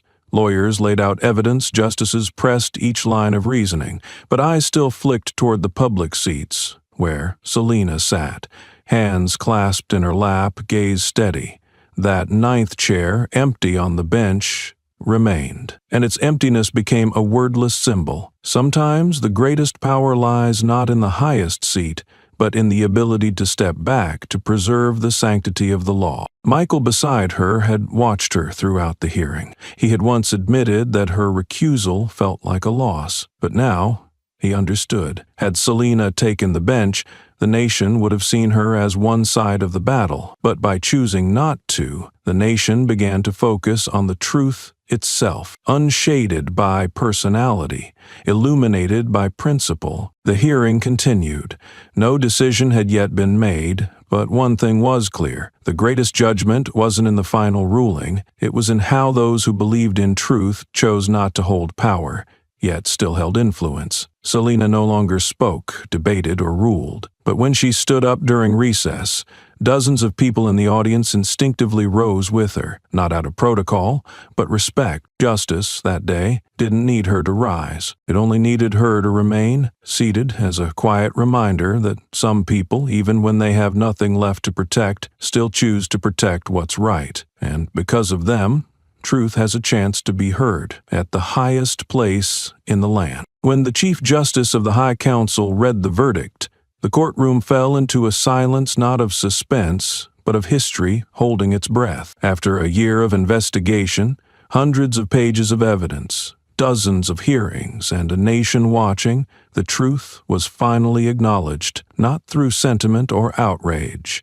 but in the highest language of law, a verdict. The court ruled. Selina Washington and the class action plaintiffs won their case, not because of politics, not because of public pressure, but through evidence, testimony, and unshakable persistence. The first line of the decision was, "enough to end all attempts at denial." The court finds that Randall County, along with its associated law enforcement and administrative agencies, operated a structurally unconstitutional system in violation of the United States Constitution, specifically the rights to equal protection, fair trial, and protection from unlawful coercion. At the top of the list of individuals held directly accountable was Chief of Police David Russell for orchestrating evidence destruction, engineering media responses, and maintaining race-based arrest quotas. Next was Mayor Thomas Jackson, charged with abuse of power, profiteering through contractor schemes, and deliberately interfering in judicial proceedings. Both were ordered to be arrested immediately, no bail, no delay. A federal enforcement task force was deployed to Randall County within 2 hours of the ruling. Beyond individuals, the court ordered a full investigation into all contracts connected to Hawkstone Correctional and any private company funded through the Detention Facility Maintenance Fund over the past 10 years. The directors of these private prisons, once believing themselves legally untouchable, were now summoned. Asset freeze orders were issued. All international transfers were to be monitored. What had once been called a revenue cycle was now named for what it truly was, a money laundering scheme built on civil detention. But most significantly, and with long-term impact, was the final part of the ruling. Randall County was ordered to implement mandatory structural reforms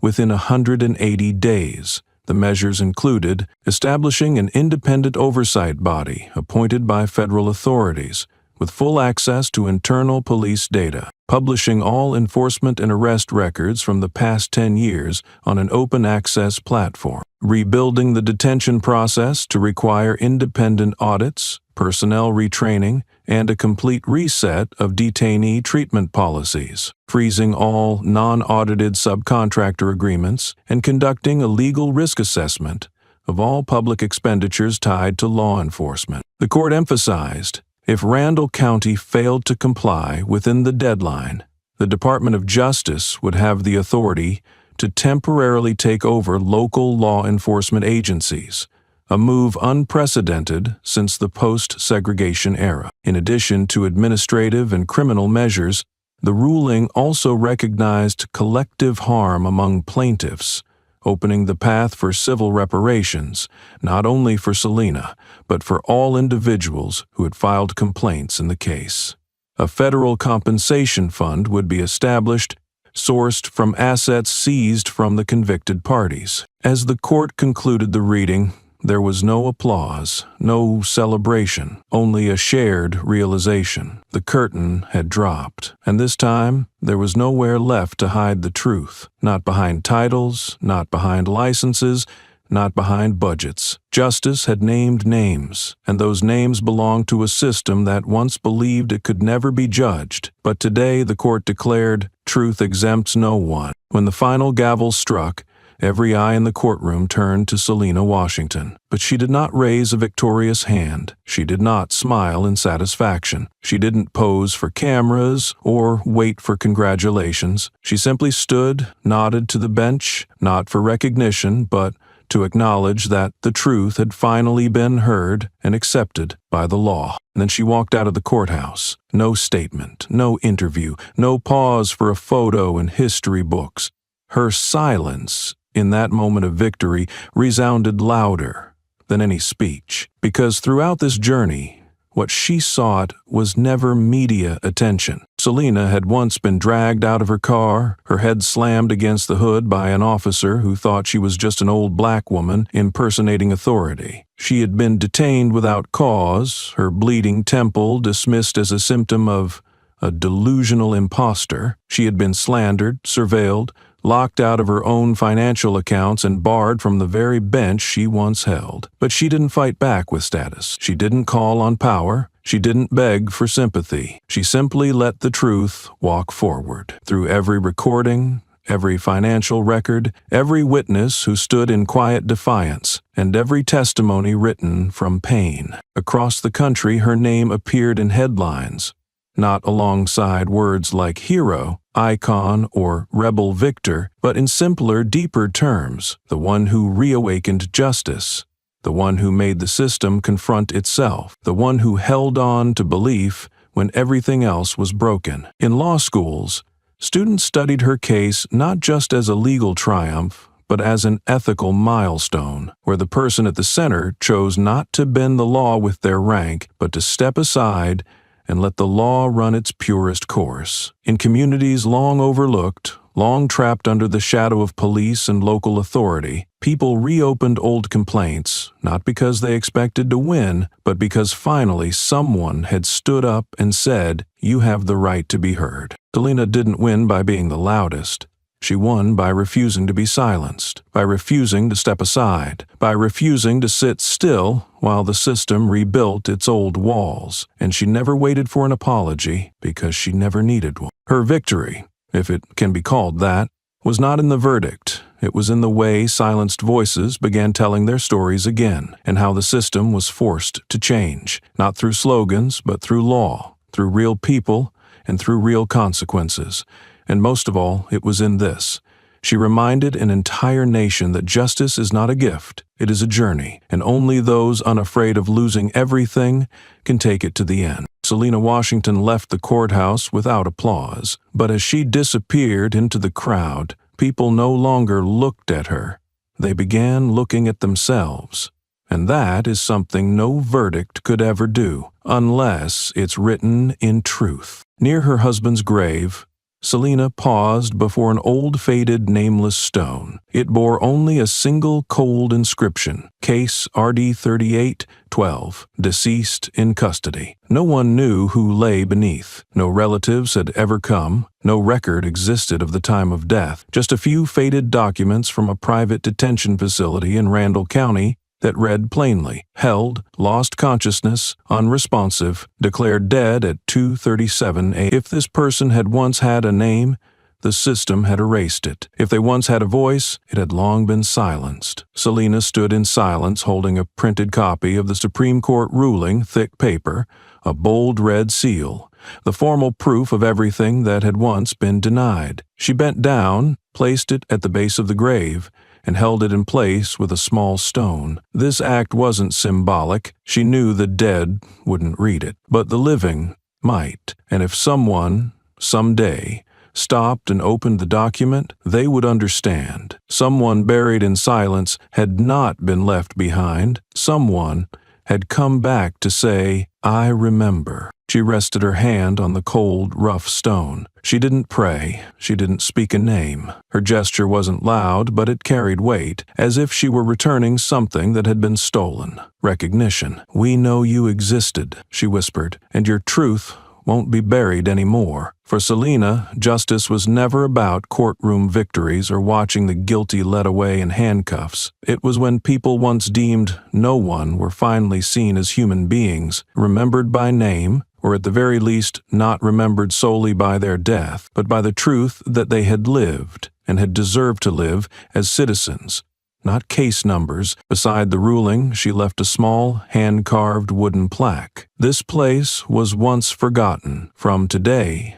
it is a reminder. Never let them become just names on stone. The sky had dimmed to a soft gold as late sunlight spilled through the trees and across the rows of weathered graves. Not far away, a group of students passed by with their young teacher, learning about the town's history. They didn't recognize Selena, but one boy stopped and stared at the paper. The teacher bent to read, pausing as the words sank in, then turned and quietly told her students, "This is the ruling that changed this city forever." Selena didn't turn back. She simply walked on, drawing her coat gently around her, the wind moving softly through her silver hair. Her story, at least in legal terms, had ended, but she understood what many did not. Justice never really ends. It only waits for the next person willing to carry it forward. In a country where shadows still linger, where you people are still pulled into the night, without witnesses,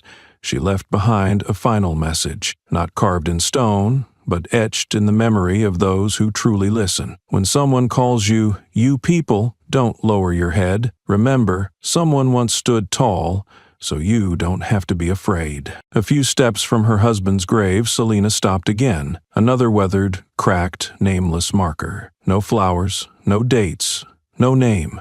Just the same blunt line, Case RD 3812, deceased in custody. The person beneath, if they'd ever had a name, had been erased, like so many of the invisible, forgotten by a society too willing to look away. No one came to claim them. No one asked. No one was taught about their death because no one wanted to remember. Selena placed the ruling at the grave's edge, pinned it down once more, then withdrew a second plaque from her pocket. She pressed it into the earth. No cement, no anchor. Real remembrance didn't need to be fixed in stone. It lived in memory, in action, in the moments someone faces injustice and recalls. Someone before them refused to stay silent. Behind her, the group of students passed again.